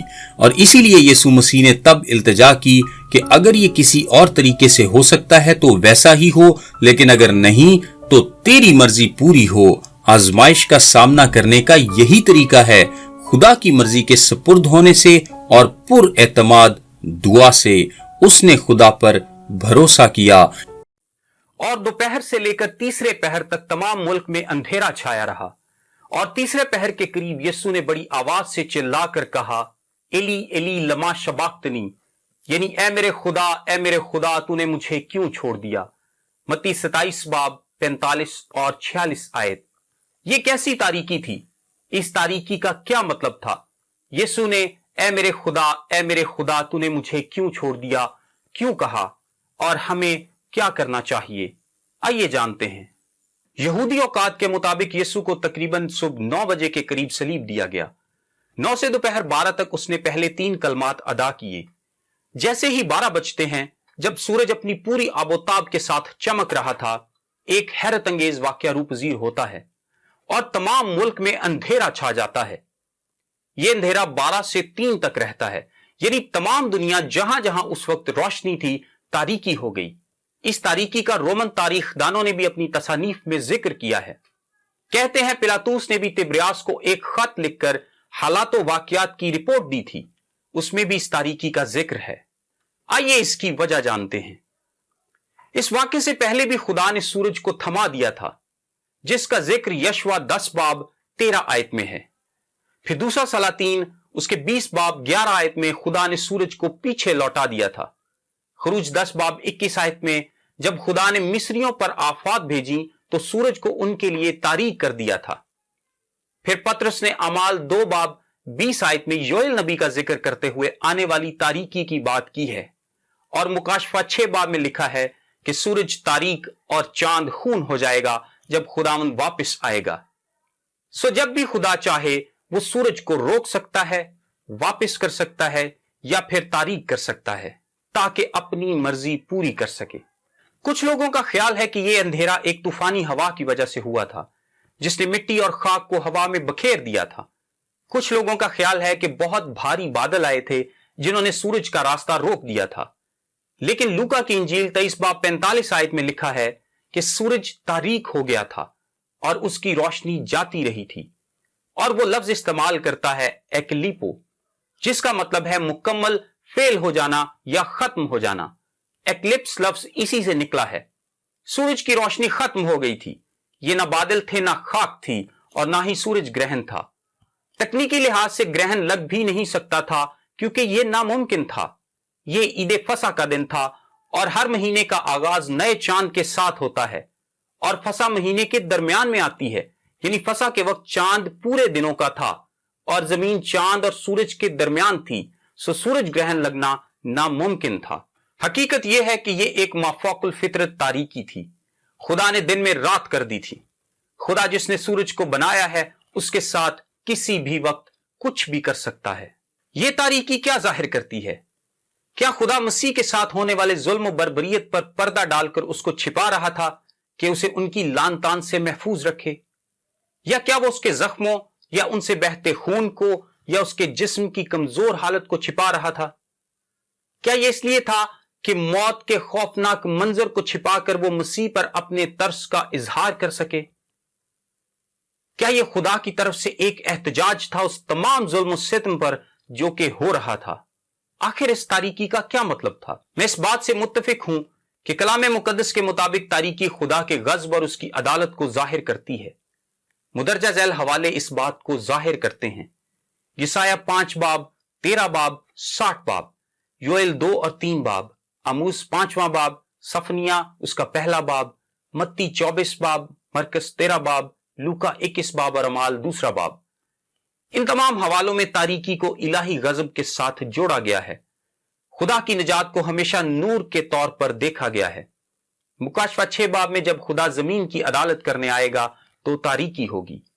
2 पतरस उसके 2 बाब में आमद सानी के मौका पर भी तारीकी होगी। तारीकी जो कि अदालत का निशान है। और यहां खुदा सूरज को इसलिए तारीक कर देता है ताकि यह गुनाह की सजा की एक जाहिरी अलामत हो। सलीब खुदा की इलाही जजमेंट है। यह इलाही अदालत का वक्त है और खुदा तारीकी से यही दिखा रहा है कि गुनाह की सजा दी जा रही है। खुदा सिर्फ एक चीज की अदालत करता है और वो है गुनाह। सो ये सलीब पर गुनाह की अदालत हो रही है। वो हमारे गुनाहों के लिए सलीब पर दिया गया, उसे हमारे गुनाहों की सजा मिल रही है। और यीशु जानता था कि यही तो वजह है उसकी दुनिया में आने की। वो मरने के लिए ही दुनिया में आया था। वो गुनाह के बगैर था, लेकिन उसने हम सब का गुनाह उठा लिया था। सो यीशु खुदा के गजब को बर्दाश्त कर रहा था। उस पर खुदा के गजब का प्याला उंडेला जा रहा था। उसने हर फर्द के लिए मौत का मजा चखा। यह गुनाह की सजा थी और क्योंकि मसीह बेगुनाह था, सो वो गुनाह जिनकी सजा मिल रही है आपके और मेरे गुनाह थे। एली एली लमा शबाक्तनी। अब जबकि खुदा के गजब का प्याला उंडेला जा चुका तो सजा के खत्म होने का वक्त है और मौत से यह सजा खत्म हो जाएगी। उसकी जिंदगी का इख्तिताम होने वाला है। आयत 46 के मुताबिक वो जोर से चिल्लाया। पिछले 6 घंटों से वो बेपनाह कर्ब में मुब्तला है, ना सिर्फ जिस्मानी तौर पर, क्योंकि जब आपके हाथों और पैरों में कील हों और आप सलीब पर लटक रहे हों तो आपका सांस मुश्किल से निकलता है और ऑक्सीजन की कमी आपके अंदरूनी अज़ा को भी ऑक्सीजन की कमी का शिकार कर देती है और आपके पट्टे खिंच जाते हैं और आप हिल नहीं सकते। जब आपके सर पर कांटों का ताज हो और खून आपके सर से नीचे की तरफ बह रहा हो, हालांकि मक्खियां उस खून पर बैठ रही हों, तो आप अपने आप को खुजा भी नहीं सकते सिवा हल्की सी हिलजुल करने के। और लान तान, आवाजें, मजाक, ताने और उनकी जुबानों से निकलता हुआ जहर, यह सब इसके अलावा था। लेकिन इस जिस्मानी दुख से ज्यादा एक और दर्द था जो रूहानी तौर पर गुनाह के लिए खुदा की सजा को बर्दाश्त करने का था। खुदा ने तमाम नस्ल इंसानी का हर गुनाह उस पर लाद दिया था। वो खुदा को पुकारता है। मत्ती में एली एली इब्रानी में है और मरकस में लिखा गया है एलोय एलोय, जो कि अरामी जुबान में है। दोनों का मतलब है ए मेरे खुदा। वो कह रहा है ए खुदा तू मेरा है, तू कहां है, तूने मुझे क्यों छोड़ दिया। ये जबूर 22 उसकी पहली आयत के अल्फाज हैं जो मसीह ने दोहराए। यीशु ने खुदा को हमेशा बाप कहकर पुकारा, लेकिन यहां पहली दफा है कि उसने इस तरह से खुदा कहकर पुकारा। यह ईमान की कमजोरी नहीं, बल्कि ए खुदा कहकर पुकारना जाहिर करता है कि वो अब भी खुदा पर भरोसा करता है। खुदा से वो करीबी रफाकत खत्म हो गई, लेकिन उसका भरोसा अब भी खुदा पर है। इस रफाकत के ताल्लुक के टूटने की वजह से उसने उसे ए बाप की बजाय ए खुदा कहा। इस अलहदगी का भेद क्या है? ए मेरे खुदा तूने मुझे क्यों छोड़ दिया? इस हकीकत को समझना इंसानी अकल से परे है। खुदा कैसे एक हो सकता है और कैसे अलग हो सकता है? थियोलॉजियंस ने इस पर बहुत बहस की है। जिस तरह तसलीस में मसीह और खुदा के ताल्लुक को बयान करना मुश्किल है, इसी तरह इस जुदाई को बयान करना भी मुश्किल बात है। क्या मसीह खुदा नहीं रहा था? नहीं। क्या मसीह खुदाई फितरत से जुदा हो गया था? नहीं। क्या मसीह की रफाकत खुदा के साथ खत्म हुई थी? जी हां, वो अपनी जात में उस वक्त खुदा ही था, क्योंकि अगरचे खुदाई खत्म हो जाए तो वो खुद खत्म हो जाता, और ये हो नहीं सकता था। इसको समझने के लिए आइए देखते हैं कि जब उसका तजस्सुम हुआ तो तब भी एक अलहदगी हुई थी। क्या आप उस अलहदगी को जानते हैं? यूहन्ना 17 बाब उसकी 5वीं आयत में लिखा है, और अब ए बाप, तू उस जलाल से जो मैं दुनिया की पैदाइश से पेशतर तेरे साथ रखता था, मुझे अपने साथ जलाली बना दे। इससे जाहिर होता है कि उसका एक रिश्ता था जो अब नहीं है, और अब इस ताल्लुक को वो वापस चाहता है। यानी ये अलहदगी उस वक्त भी थी जब उसने जिस्म लिया था, और यहां एक बड़ी और दूसरी तरह की अलहदगी है। हबक्कूक 1 बाब 13वीं आयत में लिखा है कि तेरी आंखें ऐसी पाक हैं कि तू बदी को देख नहीं सकता, और इसी पाकीजगी की वजह से यह रफाकत खत्म हुई। खुदा ने इसलिए मसीह को छोड़ा क्योंकि मसीह पर हमारे गुनाह लदे थे, और खुदा गुनाह के साथ रफाकत नहीं रखता। दूसरा कुरिन्थियों के 5 बाब और 21 आयत के मुताबिक जो गुनाह से वाकिफ ना था, उसी को उसने हमारे वास्ते गुनाह ठहराया। सो खुदा जो नूर है, उसमें कोई तारीकी नहीं। उसने मसीह को गुनाहों का बोझ उठाने की वजह से छोड़ा। वो जानते थे कि वो खुदा को पुकार रहा है, लेकिन फिर भी उन्होंने उसका मजाक बनाया।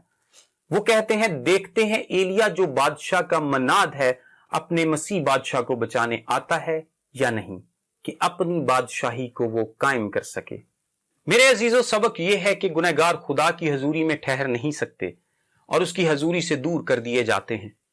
खुदा को मसीह को भी अपने से जुदा करना पड़ा, क्योंकि खुदा पाक है और मसीह पर उस वक्त हमारे गुनाह लदे थे।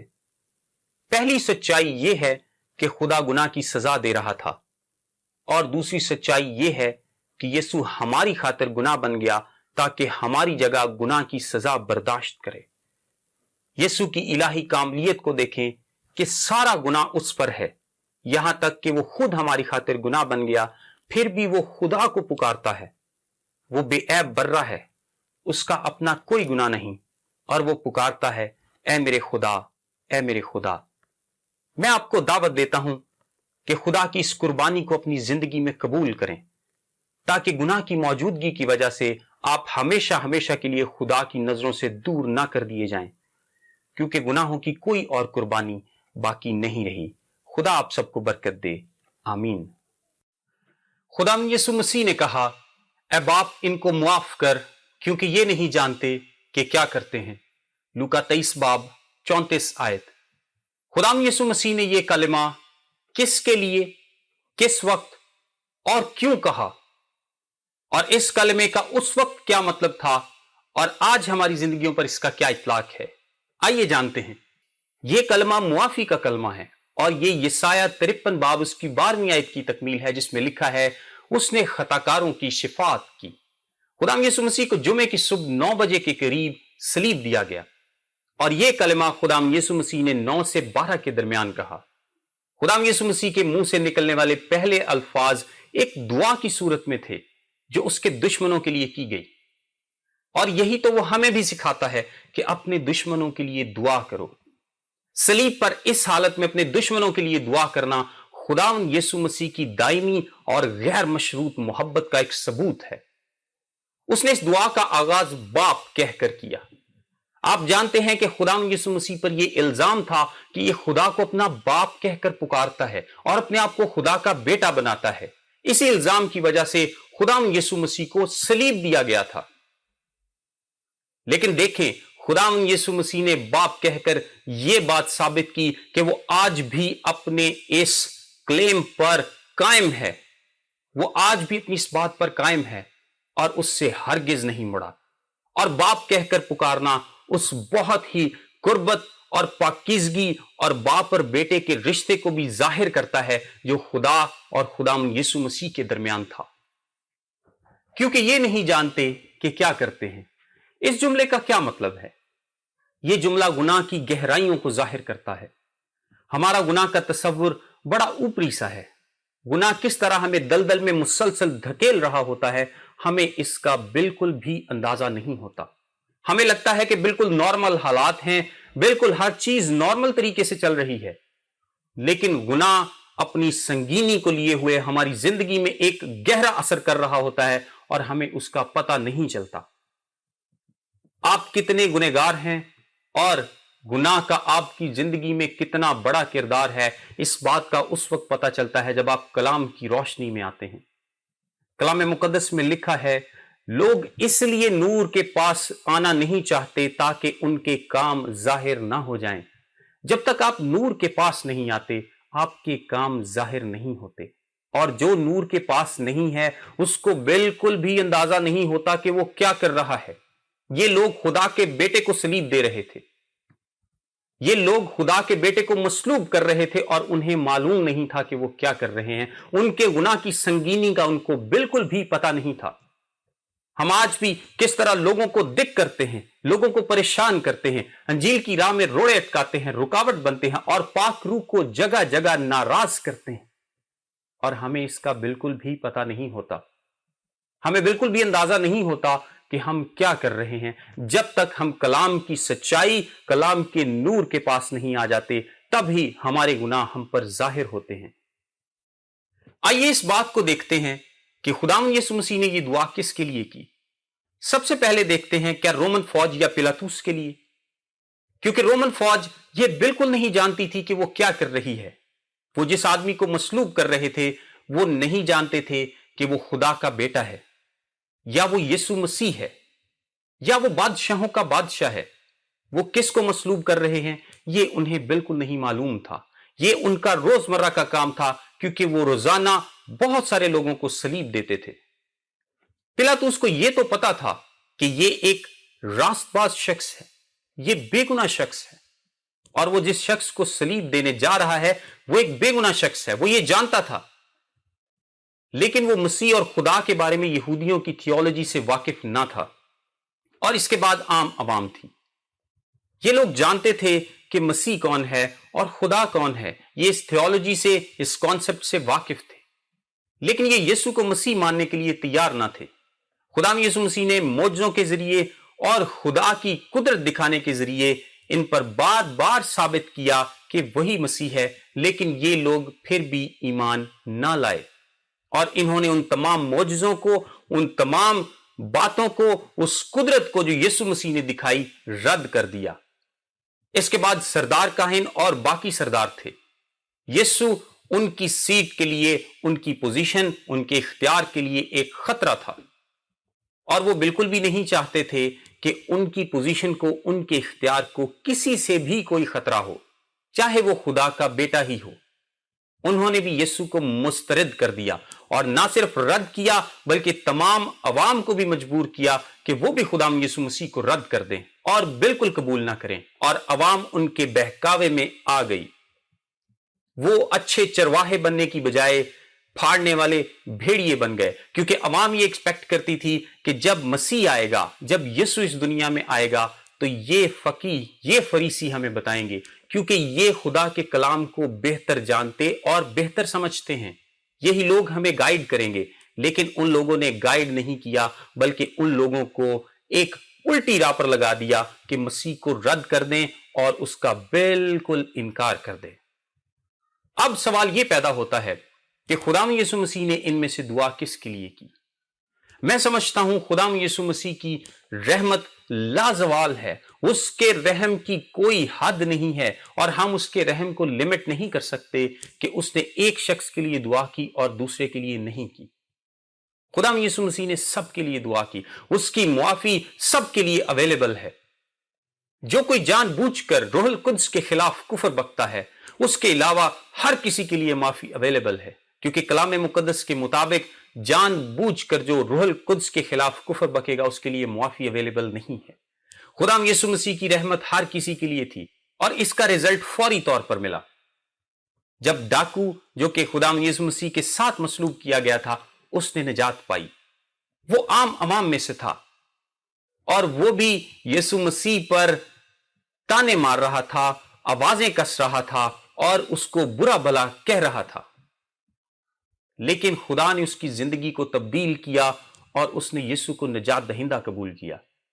اس کے بعد صوبے دار نے نجات پائی جو کہ رومن فوج میں سے تھا۔ پھر پینتیکوست پر جب پطرس نے اعلان کیا تو 3000 کے قریب لوگ ان میں شامل ہو گئے، اور ان میں سے سردار بھی تھے، یہودی لیڈر بھی تھے۔ پولس خود ایک فریسی تھا اور یسوع نے اس کو بھی نجات دی، لیکن تمام لوگ پھر بھی ایمان نہیں لائے، صرف وہی جن کے دلوں پر چوٹ لگی اور جن کے دل کو خداوند یسوع مسیح نے چینج کیا۔ خداوند یسوع مسیح کے اس دعا کرنے سے ہم کیا سیکھتے ہیں؟ پہلے نمبر پر ہم یہ سیکھتے ہیں کہ ہمیں اپنے دشمنوں کے لیے دعا کرنی ہے۔ خداوند یسوع مسیح نے کہا اپنے دشمنوں کے لیے اور اپنے ستانے والوں کے لیے دعا کرو۔ ہمیں بالکل اسی طرح ان کے لیے دعا کرنی ہے اور ان کے لیے اچھا چاہنا ہے جس طرح خداوند یسوع مسیح نے ان کے لیے کی۔ اس کے بعد ہم سیکھتے ہیں کہ مسیحی مذہب ہی ایک ایسا مذہب ہے جو معافی کو سکھاتا ہے، جو سکھاتا ہے کہ اپنے دشمنوں کو معاف کرو، اپنے ستانے والوں کا بھلا کرو۔ سارے لوگ بدلہ لینے کی کوشش کرتے ہیں، لیکن ایک مسیحی ہے جو نہ صرف معاف کرتا ہے بلکہ دعا بھی کرتا ہے، اور یہی مسیح کے پیروکاروں کی نشانی ہے۔ اس کے بعد ہم سیکھتے ہیں کہ خداوند یسوع مسیح گناہوں کی معافی دینے کی قدرت رکھتا ہے۔ اس نے صلیب پر ڈاکو کے گناہ معاف کر کے اور اس کو نجات دے کر یہ ثابت کیا کہ گناہ چاہے کوئی بھی ہو اور حالت چاہے کوئی بھی ہو، اگر آپ خداوند یسوع مسیح سے معافی مانگیں گے تو وہ آپ کو بھی معاف کرنے پر تیار ہے۔ خداوند کے خادم چارلس اسپرجن نے کہا کہ گناہ چاہے کس قسم کا بھی ہو، خدا اس کو معاف کرنے کی کوئی نہ کوئی وجہ ڈھونڈ ہی لیتا ہے اگر آپ اس سے معافی مانگیں تو۔ خداوند یسوع مسیح نے وہ دعا ہمارے لیے بھی کی تھی، اور آج بھی وہ ہماری شفاعت کرتا ہے۔ رومیو 8 باب اور اس کی 34 آیت میں لکھا ہے، کون ہے جو مجرم ٹھہرائے گا؟ مسیح یسوع وہ ہے جو مر گیا بلکہ مردوں میں سے جی بھی اٹھا اور خدا کی دہنی طرف ہے اور ہماری شفاعت بھی کرتا ہے۔ اور پھر عبرانیوں 7 باب 25 آیت میں لکھا ہے، اس لیے جو اس کے پاس آتے ہیں وہ انہیں پوری پوری نجات دے سکتا ہے، کیونکہ وہ ان کی شفاعت کے لیے ہمیشہ زندہ ہے۔ تو آج ہمیں کیا کرنا ہے؟ ہمیں خداوند یسوع مسیح کے پاس آنا ہے اور سچے دل سے اس کو نجات دہندہ قبول کرنا ہے۔ عبرانیوں 10 باب اس کی 22 آیت میں لکھا ہے، تو آؤ ہم سچے دل اور پورے ایمان کے ساتھ اور دل کے الزام کو دور کرنے کے لیے دلوں پر چھینٹے لے کر اور بدن کو صاف پانی سے دھلوا کر خدا کے پاس چلیں۔ خدا آپ سب کو برکت دے، آمین۔ خداوند یسوع مسیح کے نام میں آپ کو سلام۔ ہم خداوند یسوع مسیح کے پکڑوائے جانے، اس کی عدالتی پیشی اور اس کی موت سے متعلق اپنی سیریز کو جاری رکھے ہوئے ہیں، اور آج اس سیریز کا 12واں پیغام ہے۔ ہم خداوند یسوع مسیح کے باغ گتسمنی میں گزارے ہوئے اپنی زمینی زندگی کے آخری لمحات کے بارے میں سیکھ رہے ہیں، اور آج اس گفتگو کا 7واں حصہ ہے۔ جب وہ پہلی دفعہ دعا کرنے جاتا ہے تو اس کا پسینہ گویا خون کی بڑی بڑی بوندیں بن کر ٹپکتا ہے۔ اس پہلی دعا کے بعد اسے ایک فرشتے کی موجودگی کے وسیلے سے قوت بخشی جاتی ہے۔ وہ اس پہلے مرحلے میں دشمن کو شکست دے کر دعا سے اٹھتا ہے۔ وہ متی کی انجیل کے 26ویں باب کی 40ویں آیت کے مطابق واپس اپنے شاگردوں کے پاس آتا ہے और फिर 42वीं आयत के मुताबिक वो दोबारा यानी दूसरी मर्तबा वापस जाता है। वो दूसरी मर्तबा गया और उसने दुआ की और अब की बार वो कहता है, ऐ मेरे बाप। और दोबारा से ये वही बात है, वो मेरे का लफ्ज इस्तेमाल करता है। ये वो वाहिद मौका है जो उसने ऐसा अपनी जिंदगी में किया, क्योंकि वो उस कुर्बत को थामे हुए है जो वो खुदा के साथ रखता है। वो महसूस करता है कि दुश्मन उसे खुदा से दूर खींचने की कोशिश कर रहा है, खुदा की मर्जी से बाहर ले जाने की। दुश्मन उससे वो कराने की कोशिश कर रहा है जो वो चाहता है, वो जो कि आसान काम होगा, बजाय वो करने के जो कि खुदा ने इंतजाम किया है। और इसलिए वो बाप के साथ अपने रिश्ते की मलकियत को थाम लेता है। और फिर यीशु मसीह अपनी दरखास्त को बदलता है। पहले उसने कहा, अगर मुमकिन है तो इसे हटा ले, और अब वो कह रहा है, अगर ये मेरे पिए बगैर नहीं टल सकता, जो कि दूसरे लफ्जों में ये है कि मैं ये सब बर्दाश्त करूंगा, तेरी मर्जी पूरी हो। पहले उसने कहा अगर ये टल सकता है तो टल जाए, और अब वो कहता है अगर ये टल नहीं सकता तो तेरी मर्जी पूरी हो। और एक बार फिर हमें ये ख्याल मिलता है कि ये सलीब से बचने की आजमाइश है।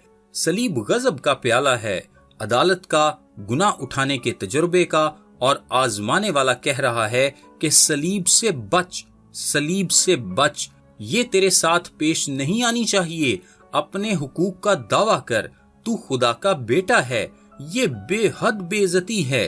पसीना, कर्ब, ये काफी है, सलीब नहीं। लिहाजा वो ये कहता है कि अगर ये टल सकता है तो टल जाए, और वो जानता है कि ये नहीं हो सकता, और इसलिए वो कहता है अगर ये टल नहीं सकता तो मैं इसे ले लूंगा। और इसी तरह हम जान सकते हैं कि वो खुदा की मर्जी को पूरा करने के इरादे में और मजबूत होता है। और फिर वो दुआ के दूसरे हिस्से को खत्म करता है और वापस शागिर्दों के पास आता है। फिर लिखा है, और आकर उन्हें फिर सोते पाया, क्योंकि उनकी आंखें नींद से भरी थीं, और उनको छोड़कर फिर चला गया। और फिर वही बात कहकर तीसरी बार दुआ की। पहली बार उसने कहा अगर ये टल सकता है तो टल जाए। दूसरी बार ये कहा अगर ये टल नहीं सकता तो मैं इसे लूंगा। और तीसरी बार कहा चूंकि ये टल नहीं सकता, इसे होने दे। यूं दिखाई देता है कि हर दौरानिये में बजाय कमजोर होने के वो क्या हुआ, वो मजबूत हुआ। वो दुश्मन पर फतह पा रहा था। सुनिए, अगर शैतान आजमा सकता है तो उसने वहां आजमा लिया था। अगर उसके पास कोई कुवत है कि हतमी हद तक आजमा सके, तो उसने वहां सारी कुवत का इस्तेमाल कर लिया था। ये सब मसीह पर पेश आया ताकि उसे सलीब से दूर रखा जा सके। लेकिन इस सारी सूरत हाल में हतमी हकीकत यह है कि तेरी मर्जी पूरी हो, तेरी मर्जी पूरी हो। वो साबित कदम था। वो खुदा की मर्जी को पूरा करने के लिए पुरअज़म था। आप पूछेंगे कि वहां 3 दौरानिये क्यों थे, दुआ के 3 औकात क्यों? और मेरा ये ख्याल है कि बेहतरीन जवाब ये है इसलिए कि वहां शैतान के हमले 3 मराहिल में थे। बिल्कुल वैसे ही जैसे मत्ती की इंजील के 4 बाब में बियाबान में शैतान के हमले के 3 मराहिल थे। उस आजमाइश में जब यीशु ने अपनी खिदमत का आगाज किया था, अब की बार भी शैतान उसकी तरफ 3 बार लपका, और शैतान ने उन तीनों बार अपनी पूरी कुवत का इस्तेमाल किया और शिकस्त खाई। इन तीनों मौकों पर यीशु मसीह मुकम्मल तौर पर खुदा की मर्जी के ताबे हुआ। मसीह को ये 3 बार दरकार हुआ कि उस तमाम तर कर्ब में से गुजर सके जो खुदा उसके गुजरने के लिए चाहता था। और वो बात जो आप इसमें दुआ के बारे में सीखते हैं वो इंतहाई अहम है, ये कि दुआ बुनियादी तौर पर कोई ऐसी चीज नहीं है कि जिससे हम खुदा को अपनी मर्जी के मुताबिक चलाने की कोशिश करें, जिसके जरिए हम उसकी गैर रजामंदी पर गालिब आ जाएं, बल्कि दुआ बुनियादी तौर पर एक ऐसा जरिया है जिससे खुदा खुद हमें वो देने के लिए हमेशा तैयार रहता है जो कि हमारे लिए बेहतरीन हो।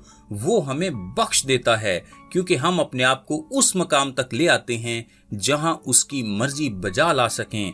दुआ हमारे उस बात के साथ हम आहंग होने का नाम है जो खुदा हर कीमत पर करना चाहता है। शैतान आता है और हमें खुदा की मर्जी से भटकाना चाहता है कि हम अपने इत्मीनान की तकमील कर सकें। वो हमें ताबेदारी के रास्ते से उतारना चाहता है कि हम जो चाहते हैं बस उसे हासिल करें। दुआ जो करती है वो ये है, ऐ खुदा میں ایسی صورتحال سے نہیں گزرنا چاہتا، یہ وہ نہیں جو میں کرنا چاہتا ہوں، مجھے مضبوط کر۔ لہٰذا دعا ہمیں برکت کے اس کامل ترین مقام تک لے آتی ہے۔ اس تیسری آزمائش کے بعد یسوع فاتح تھا اور شیطان مغلوب، اس کی جان کا دشمن جا چکا تھا۔ مسیح خدا کی مرضی کے ساتھ کامل ہم آہنگی میں موجود تھا، خدا کے مقصد کے لیے مکمل تابعداری میں، صلیب کی جانب بڑھنے کے لیے مکمل طور پر تیار۔ شیطان شکست کھا چکا تھا اور فتح کے لیے جو کنجی تھی وہ تھی درخواست کرنا۔ وہ خدا کے حضور چلایا، اور میرے عزیزو، اگر اسے ایسا کرنے اور خدا کو پکارنے کی ضرورت پیش آئی جو کہ از خود خدا تھا، تو ہمیں بطور انسان آزمائش کے دوران کتنی شدت سے ایسا کرنے کی ضرورت ہے۔ یہ وہ سبق ہے جو وہ چاہتا تھا کہ اس کے شاگرد سیکھتے، اور ساتھ میں ہم بھی۔ میرا نام تابش قاضی ہے اور یہ میسج آپ کو ڈیلی ورسز کی جانب سے بھیجا گیا ہے۔ سوموار سے جمعہ اپنے واٹس ایپ پر بائبل مقدس کی آیات اور ان کی وضاحت انگلش، اردو اور آڈیو میں حاصل کرنے کے لیے ابھی اپنا نام اور شہر کا نام لکھ کر 0333 80 20 972 973 یا پھر 974 پر واٹس ایپ میسج کریں۔ خدا اب سب کو برکت دے، آمین۔ پھر یسوع نے بڑی آواز سے پکار کر کہا، اے باپ، میں اپنی روح تیرے ہاتھوں میں سونپتا ہوں، اور یہ کہہ کر دم دے دیا۔ لوکا 23 باب 46 آیت۔ یہ خداوند یسوع مسیح کے منہ سے نکلنے والا 7واں کلمہ تھا۔ آئیے اس کلمے کی تفصیل کو دیکھتے ہیں۔ رومی دور حکومت میں صلیبی موت ایک لمبا عمل تھا۔ لوگ کئی دن صلیب پر لٹکے رہتے تھے۔ مقصد مجرموں کو ایک پرتشدد موت دینا ہوتا تھا تاکہ باقی لوگوں کے ذہنوں میں اس کا خوف بیٹھ سکے۔ رومیوں نے یہودیوں کی یہ التجا مان رکھی تھی کہ اگر اگلا دن کوئی خاص دن ہو تو مجرموں کی ٹانگیں توڑ دی جائیں تاکہ وہ جلد مر جائیں اور اس دن صلیب پر لٹکے نہ رہیں۔ اب کیونکہ اگلا دن سبت کا دن تھا تو انہوں نے ان کی ٹانگیں توڑنے کا کہا، لیکن یسوع کی ٹانگیں نہ توڑی گئیں، اس لیے کہ دوسرے لوگوں کے مقابلے میں جلد اس کی جان چلی گئی۔ جب کام مکمل ہو گیا تو اس نے اپنی روح خود خدا کے سپرد کر دی۔ کیا آپ نے اس بات پر غور کیا کہ خداوند کی جان نکلنے والی ہے؟ وہ آدمیوں کی طرف دیکھتا ہے اور آدمیوں سے اپنی آخری بات کہتا ہے کہ اے تمام بنی آدم، تمام ہوا۔ وہ تمام آدمیوں سے کہتا ہے کہ انہیں گھبرانے اور خوف کرنے کی ضرورت نہیں، اس لیے کہ اس کا کام مکمل ہے۔ اب جب کہ اس نے انسان سے مخاطب ہو لیا تو اپنا منہ اپنے باپ کی طرف موڑتا ہے۔ اس نے آخری الفاظ انسان سے نہیں بلکہ باپ سے کہے کہ میں اپنی روح تیرے ہاتھوں میں سونپتا ہوں۔ یہ الفاظ زبور 31 اس کی 5 آیت کے ہیں۔ میں اپنی روح تیرے ہاتھ میں سونپتا ہوں، اے خداوند سچائی کے خدا، تو نے میرا فدیہ دیا ہے۔ یسوع کلام سے اس قدر معمور تھا کہ اپنی موت کے وقت بھی اس کے منہ سے کلام کی باتیں نکلتی ہیں۔ خداوند یسوع مسیح نے زبور کی اس آیت کو دہرایا، لیکن اس کے شروع میں اے باپ لگایا۔ خداوند یسوع مسیح کے ان الفاظ سے ہم کیا سیکھتے ہیں؟ خدا یسوع کا باپ ہے اور خدا ہمارا باپ ہے۔ خدا نے مریم مگدلینی سے کہا کہ میں اپنے باپ اور تمہارے باپ اور اپنے خدا اور تمہارے خدا کے پاس اوپر جاتا ہوں۔ مسیح یسوع پر ایمان کے وسیلہ سے ہم سب خدا کے بیٹے بیٹیاں ہیں۔ یہ عقیدہ غلط ہے کہ خدا ساری نسل انسانی کا باپ ہے۔ خدا سب کا باپ نہیں، ورنہ وہ ہمیں گود کیسے لے سکتا ہے اگر ہم پہلے ہی سے اس کی اولاد ہیں؟ اور دوسرا، یہ فدیہ کے نظریہ کا انکار ہے۔ لکھا ہے جتنوں نے اسے قبول کیا اس نے انہیں خدا کے فرزند بننے کا حق بخشا، انہیں جو اس کے نام پر ایمان لاتے ہیں۔ وہ نہ خون سے، نہ جسم کی خواہش سے، نہ انسان کے ارادہ سے، بلکہ خدا سے پیدا ہوئے۔ خدا بیٹے بننے کی قوت کیسے دے سکتا ہے اگر سب پہلے ہی بیٹے بیٹیاں ہیں؟ سچائی یہ ہے کہ یسوع پر ایمان کے وسیلہ سے ہی ہم خدا کو اپنا باپ کہہ سکتے ہیں۔ دوسری بات جو ہم سیکھتے ہیں وہ یہ ہے کہ ہماری مشکل اور دکھ کی گھڑی میں ہم باپ کہہ کر پکارتے ہیں۔ یسوع نے صلیب پر پہلا لفظ بھی باپ کہا، اے باپ ان کو معاف کر، اور آخری کلمہ میں بھی باپ کو پکارا، اے باپ میں اپنی روح تیرے ہاتھوں میں سونپتا ہوں۔ جب آپ کو کسی کو معاف کرنے کے لیے قوت چاہیے ہو تو باپ کو پکاریں، اور جب آپ کو دکھوں اور تکلیفوں کو برداشت کرنے کے لیے مدد کی ضرورت ہو تو باپ کو پکاریں۔ آپ کی اصل قوت اپنے باپ کے بیٹے بننے میں ہی ہے۔ اگلی بات جو ہم سیکھتے ہیں وہ یہ ہے کہ موت ہمیں باپ سے ملاتی ہے۔ جب ہمارے دنیا کے کام ختم ہو جاتے ہیں تو ہم اپنے باپ کے پاس واپس جاتے ہیں۔ یسوع نے جب اپنا کام پورا کر لیا تو کہا، باپ میں تیرے پاس آتا ہوں، جیسے ایک بچہ اپنی ماں کی گود میں بھاگ کر جاتا ہے جب وہ تھک جاتا ہے۔ اگلی بات جو ہم سیکھتے ہیں وہ یہ ہے کہ اگر خدا ہمارا باپ ہے اور ہم مرنے کے بعد اپنے باپ کے پاس واپس جاتے ہیں تو وہ ہمیں لازماً قبول کرے گا۔ ہم ایسی کوئی بات نہیں دیکھتے کہ ہم اپنی روح خدا کے سپرد کر دیں اور وہ ہمیں قبول نہ کرے۔ آپ کو یاد ہے کیسے اسٹیفنس نے پتھر کھاتے ہوئے کہا تھا، اے خداوند یسوع میری روح کو قبول کر۔ کیا آسمانی باپ اپنے بچوں کو قبول نہ کرے گا؟ آئیے دیکھتے ہیں ہمیں کیا کرنا ہے۔ جب آپ درد کی تکلیف میں ہوں، جب ذہنی اور جسمانی دکھوں نے آپ کو گھیر رکھا ہو، دعا کریں، اے باپ کہنا نہ چھوڑیں۔ کیا ایک بچہ جب راستے میں بھٹک جائے یا کمرے میں اکیلا ہو یا اندھیری رات میں ہو تو اپنے باپ کو نہیں پکارتا؟ کیا باپ کا دل اس کی آواز سے کھچ نہیں جاتا؟ کیا آپ میں سے کوئی ہے جو خدا کے آگے کبھی نہیں رویا؟ کیا آپ میں سے کوئی ہے جس نے کبھی نہیں کہا، اے باپ؟ میری آج آپ کے لیے دعا ہے کہ خدا اپنی محبت آپ کے دلوں میں ڈالے اور آپ آج ہی کہیں کہ میں اٹھ کر اپنے باپ کے پاس جاؤں گا۔ آپ خدا کے بیٹے اور بیٹیاں کہلائیں گے اگر یہی التجا آپ کے دل اور ہونٹوں پر ہوگی۔ اگلا کام جو آپ کو کرنا ہے وہ یہ ہے کہ اپنے آپ کو ایمان سے خدا کے سپرد کر دیں۔ ہر صبح جب آپ اٹھتے ہیں اپنے آپ کو دن بھر کے لیے خدا کی حفاظت میں دیں۔ ہر رات جب آپ سوتے ہیں اپنے آپ کو خدا کی حفاظت میں دیں۔ جو اپنے آپ کو خدا کے سپرد کر دیتے ہیں، خدا ان کو اس طریقے کے ساتھ اجر دیتا ہے جو وہ جانتے بھی نہیں ہوتے۔ اگلا کام جو آپ کو کرنا ہے وہ یہ ہے کہ خدا کی حضوری کو ذاتی اور مسلسل طور پر محسوس کریں۔ یسوع نے کہا، اے باپ میں اپنی روح تیرے ہاتھوں میں سونپتا ہوں۔ تو یہاں موجود ہے، میں جانتا ہوں کہ تو یہاں ہے۔ اس دکھ اور مشکل کی گھڑی میں، اس خطرے کی گھڑی میں تو یہاں موجود ہے اور میں اپنے آپ کو تیرے ہاتھوں میں دیتا ہوں۔ جس طرح مرغی اپنے بچوں کو چھپا لیتی ہے، اسی طرح خدا بھی ہمیں اپنی حفاظت میں لے لیتا ہے جب ہم اپنے آپ کو اس کے سپرد کر دیتے ہیں۔ آئیے اس بات کی خوشی کو محسوس کریں۔ ہر مشکل، درد اور خطرے میں خدا میں رہنے والے سکون کو محسوس کریں۔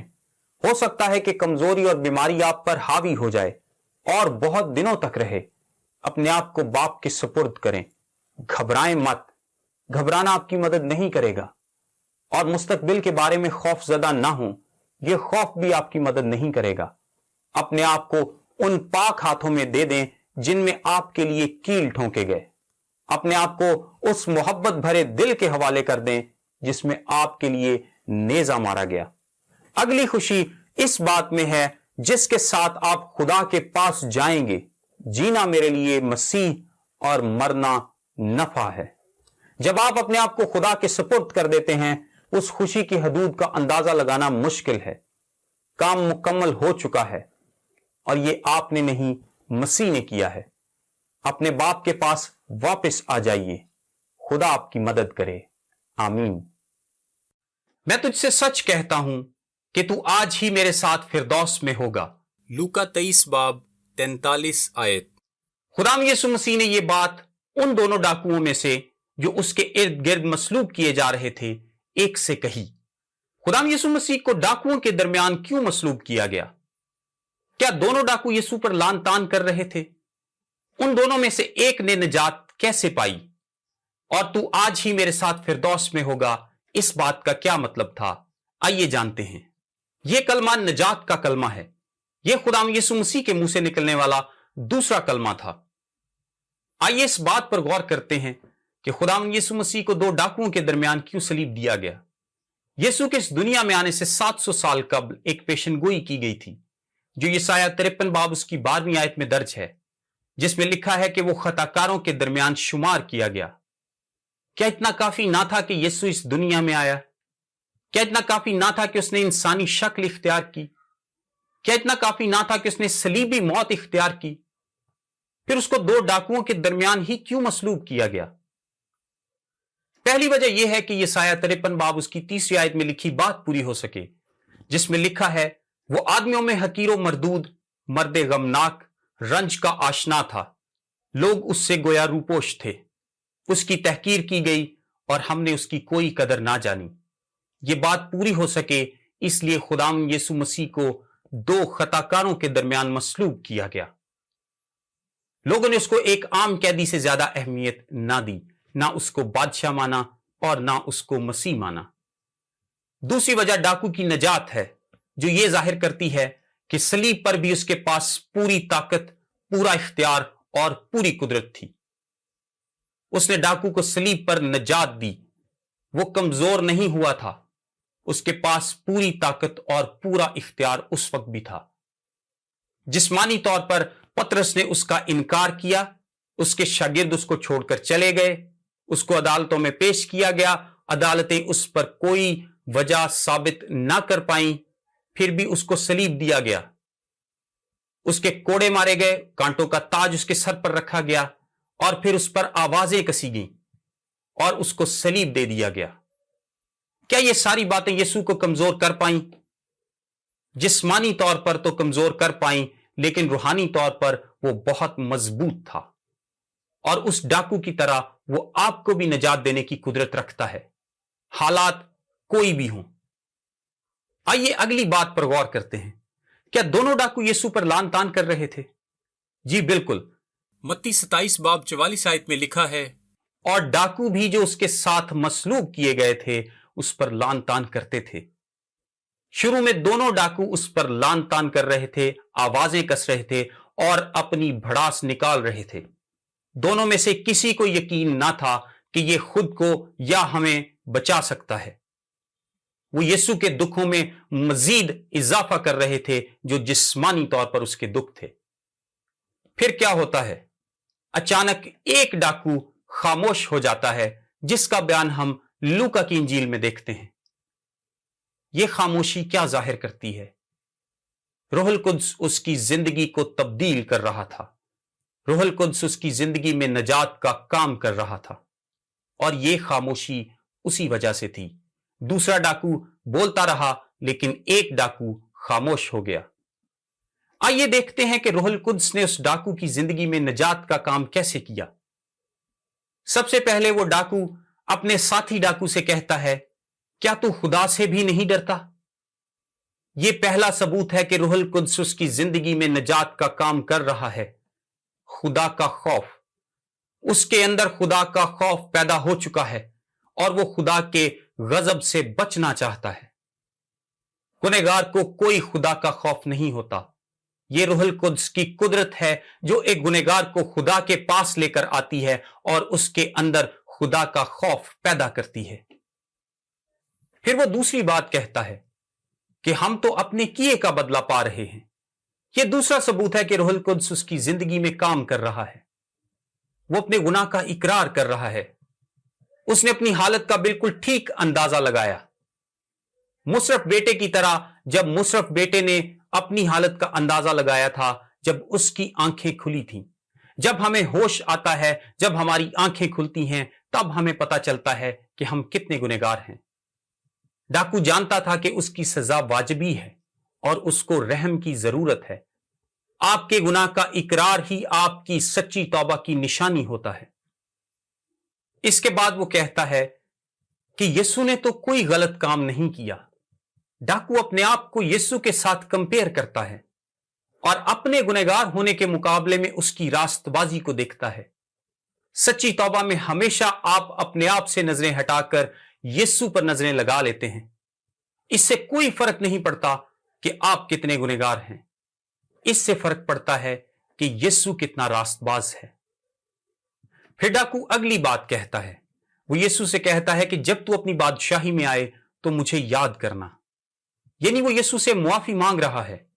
थोड़ी देर पहले जब यीशु ने बाप से दरख्वास्त की थी कि इन लोगों को मुआफ करे, तो डाकू ने भी ये बात सुनी थी। डाकू के दिल में क्या आया होगा? यही कि जब इन सब लोगों को मुआफी मिल सकती है, जब इन सब लोगों के लिए फजल को मुहैया किया गया है, तो मैं उस फजल में शामिल क्यों नहीं हो सकता? याद रखिए, जब आपकी जिंदगी में रूहुल कुद्स नजात का काम करता है, तो सबसे पहले आपके दिल में खुदा का खौफ आता है। फिर वो आपके गुनाह को आप पर जाहिर करता है। फिर आप यीशु के पास आते हैं और मुआफी की उम्मीद आपकी जिंदगी में जाग उठती है। डाकू ने यही नतीजा निकाला कि अगर मुआफी मिलनी है तो फजल ही से मिलनी है, और अगर इन सब लोगों के लिए फजल को मुहैया किया गया है तो शायद मुझ पर भी फजल हो जाए। नोट करें कि डाकू ने कब निजात पाई, जब उसने अपनी कोशिश तर्क करके अपनी रूह को खुदावंद यीशु के सुपुर्द कर दिया और यीशु ने उसकी रूह को निजात दी। दूसरे डाकू की जिंदगी के अंदर ना खुदा का खौफ था, ना रास्तबाजी की तलाश और ख्वाहिश थी, और ना ही वो यीशु मसीह के पास आया अपने गुनाहों की मुआफी को हासिल करने के लिए। डाकू इस बात को समझता था कि यीशु मसीह की एक बादशाही है, और वो ये भी जानता था कि सलीब पर मौत यकीनी है। सो जब उसने कहा कि अपनी बादशाही में मुझे याद करना, इसका मतलब है डाकू का ईमान था कि यीशु मुर्दों में से जी उठेगा और बादशाही को कायम करेगा। यीशु ने जवाब में उससे कहा, मैं तुझसे सच कहता हूं। इस बात का मतलब है कि जो बात मैं कहने लगा हूं, इस बात का यकीन करना मुश्किल है, लेकिन सच यही है कि तू आज ही मेरे साथ फिरदौस में होगा। यानी जैसे ही हम मरते हैं, हम उसी वक्त खुदावंद यीशु मसीह के पास चले जाते हैं। कोई दरमियान में इंतजार करने वाली जगह नहीं है, बल्कि हम उसी वक्त खुदावंद यीशु मसीह के पास होते हैं जैसे ही हम इस दुनिया से जाते हैं। डाकू को क्या हक हासिल था कि वो यीशु के साथ बादशाही में जाए, और वो भी उसी दिन? उसने ऐसा क्या किया था? वो तो ऐसा कुछ कर भी नहीं सकता था, क्योंकि वो मरने के करीब था। निजात आपकी रास्तबाजी के कामों के सबब से नहीं, बल्कि खुदा पर ईमान रखने के वसीला से और उसके फजल से है। उसने मुस्तकबिल में बादशाही में शमूलियत की दरख्वास्त की थी, और यीशु ने उसको उसी दिन बादशाही में जगह दी। हम भी उस डाकू की तरह हैं। खुदा आज हमें भी बचाना चाहता है, वो हमें भी निजात देना चाहता है, और इतनी जल्दी निजात देना चाहता है कि जैसे ही हम उसके पास आते हैं, वो कहता है आज ही। सो खुदावंद आपको और हम सबको उस फजल के तख्त के पास आने की तौफीक बख्शे। आमीन। बस जब यीशु ने वो सिरका पिया तो कहा कि तमाम हुआ, और सर झुकाकर जान दे दी। यूहन्ना 19 बाब 30 आयत। खुदाम यीशु मसीह का यह ऐलान एक फतह और तकमील का ऐलान था। इस ऐलान के साथ कौन कौन सी बातों की तकमील हुई, आइए देखते हैं। तमाम वादे और नबूवतें उसमें पूरी हो गईं। अगर आप गौर करें तो ये अल्फाज पिछली 3 आयत में 2 दफा आए हैं। आयत 28 में है सब बातें तमाम हुई, और फिर आयत 30 में है तमाम हुआ। यह हमें मतलब को वाज़े तौर पर देखने में मदद फराहम करता है। और जब उसने कहा तमाम हुआ, तो उसका मतलब है कि कलाम मुकद्दस की लिखी तमाम बातें पूरी हुई जो खुदा ने अपने लोगों और नबियों की वसातत से कहीं। जब उसने कहा कि तमाम हुआ, तो ना सिर्फ वो तमाम कुर्बानियां खत्म हो गईं जो पुराने अहदनामे में यहूदियों को करने के लिए दी गई थीं, बल्कि उनका मतलब और मकसद भी समझा दिया गया। वो तमाम कुर्बानियां उसमें पूरी हो गईं। अब और कोई कुर्बानी गुजरानी नहीं जाएगी। अब मजीद बैलों और बछड़ों का खून नहीं बहाया जाएगा। कामिल बर्रे की कुर्बानी ने उन तमाम कुर्बानियों को हमेशा के लिए खत्म कर दिया जो सिर्फ गुनाहों को ढांप सकती थी और खत्म नहीं कर सकती थी। गुनाहों की वो दस्तावेज मिटा दी गई। अब की बार जिस काहिन ने कुर्बानी गुजरानी, वो उसका अपना ही खून था। कहानत की वो लड़ी जो बनी इसराइल में राइज थी, खत्म हो गई। शरीयत के हुक्मों की दस्तावेज खत्म हुई। उसकी कामिल ताबेदारी तमाम हो गई। आदमियों की निजात के लिए जरूरी था कि खुदा की शरीयत को पूरा किया जाए, क्योंकि कोई खुदा को नहीं देख सकता जब तक वो रास्तबाजी में कामिल ना हो। मसीह ने हमारी खातिर इस शरीयत पर पूरा अमल किया ताकि उसकी हर बात पर पूरा पूरा अमल करे। अपनी जिंदगी के पहले 30 सालों में उसने अपने मां बाप का फरमाबरदार रहकर ताबेदारी की। फिर 3 साल सबके सामने बाप की मर्जी बजा लाया, ऐसे शख्स के तौर पर जिसकी जिंदगी खुदा के लिए वक्फ हो। मौत तक कामिल ताबेदारी ही शरीयत के तकाजों को पूरा कर सकती थी जो उसने की। लिहाजा उसने ऐलान किया कि तमाम हुआ। खुदा के इंसाफ के तमाम तकाजे पूरे हुए। कर्ज अपनी आखिरी पाई तक अदा कर दिया गया। कर्ज हमेशा के लिए और सब के लिए अदा कर दिया गया। एक प्याला जिसमें कहर था, मसीह ने वो पूरा पी लिया, यहां तक कि अपने लोगों के पीने के लिए उसमें कुछ बाकी ना छोड़ा। हुक्मों की लंबी कितार वाला कोड़ा उसने अपनी पीठ पर बर्दाश्त किया। खुदा के इंसाफ को पूरा करने के वो तमाम हथियार खत्म हो गए। अब कुछ बाकी नहीं बचा। मसीह ने अपनों के लिए सब बर्दाश्त कर लिया। अगर हम जहन्नुम में जाते तो खुदा के इंसाफ के मुताबिक कभी भी ये ना कह पाते कि तमाम हुआ। मसीह ने वो कर्ज अदा कर दिया जो हम सब मिलकर भी अदा ना कर पाते। उसने शरीयत की तकमील कर दी और उसकी इज्जत को कायम रखा। गुनाह, शैतान और मौत पर फतह। मसीह ने शैतान की कुवत, गुनाह की कुवत और मौत की कुवत को तमाम और खत्म कर डाला। हमारी सब कमियों और कोताहियों के बावजूद उसने हमारी खलासी कराई। हमारे गुनाह ने उसको सलीब पर जड़ दिया और उसने हमारे गुनाह को सलीब पर जड़ दिया। सलीब पर गुनाह और गुनाह को मिटाने वाला दोनों जड़ दिए गए। गुनाह की वजह से मसीह ने मौत की बर्दाश्त की और इसी मौत की वजह से गुनाह खत्म हुआ। इसके बाद दूसरे दुश्मन शैतान की बारी है। शैतान ने मसीह के खिलाफ अपनी तमाम कुवत लगा दी। उसने अपनी तमाम कुवत को इकट्ठा किया कि आओ जो हमारे सर को कुचलने आया उसकी एड़ी को काटें। शैतान की पूरी कुवत ने उसे जिस्मानी और रूहानी तौर पर शिकस्त देने की कोशिश की और अपने तीरदान उस पर खाली कर दिए और सब हथियार इस्तेमाल कर डाले। कुत्तों ने उसे जख्मी किया, लेकिन यीशु यहूदा का बब्बर अकेला खड़ा रहा।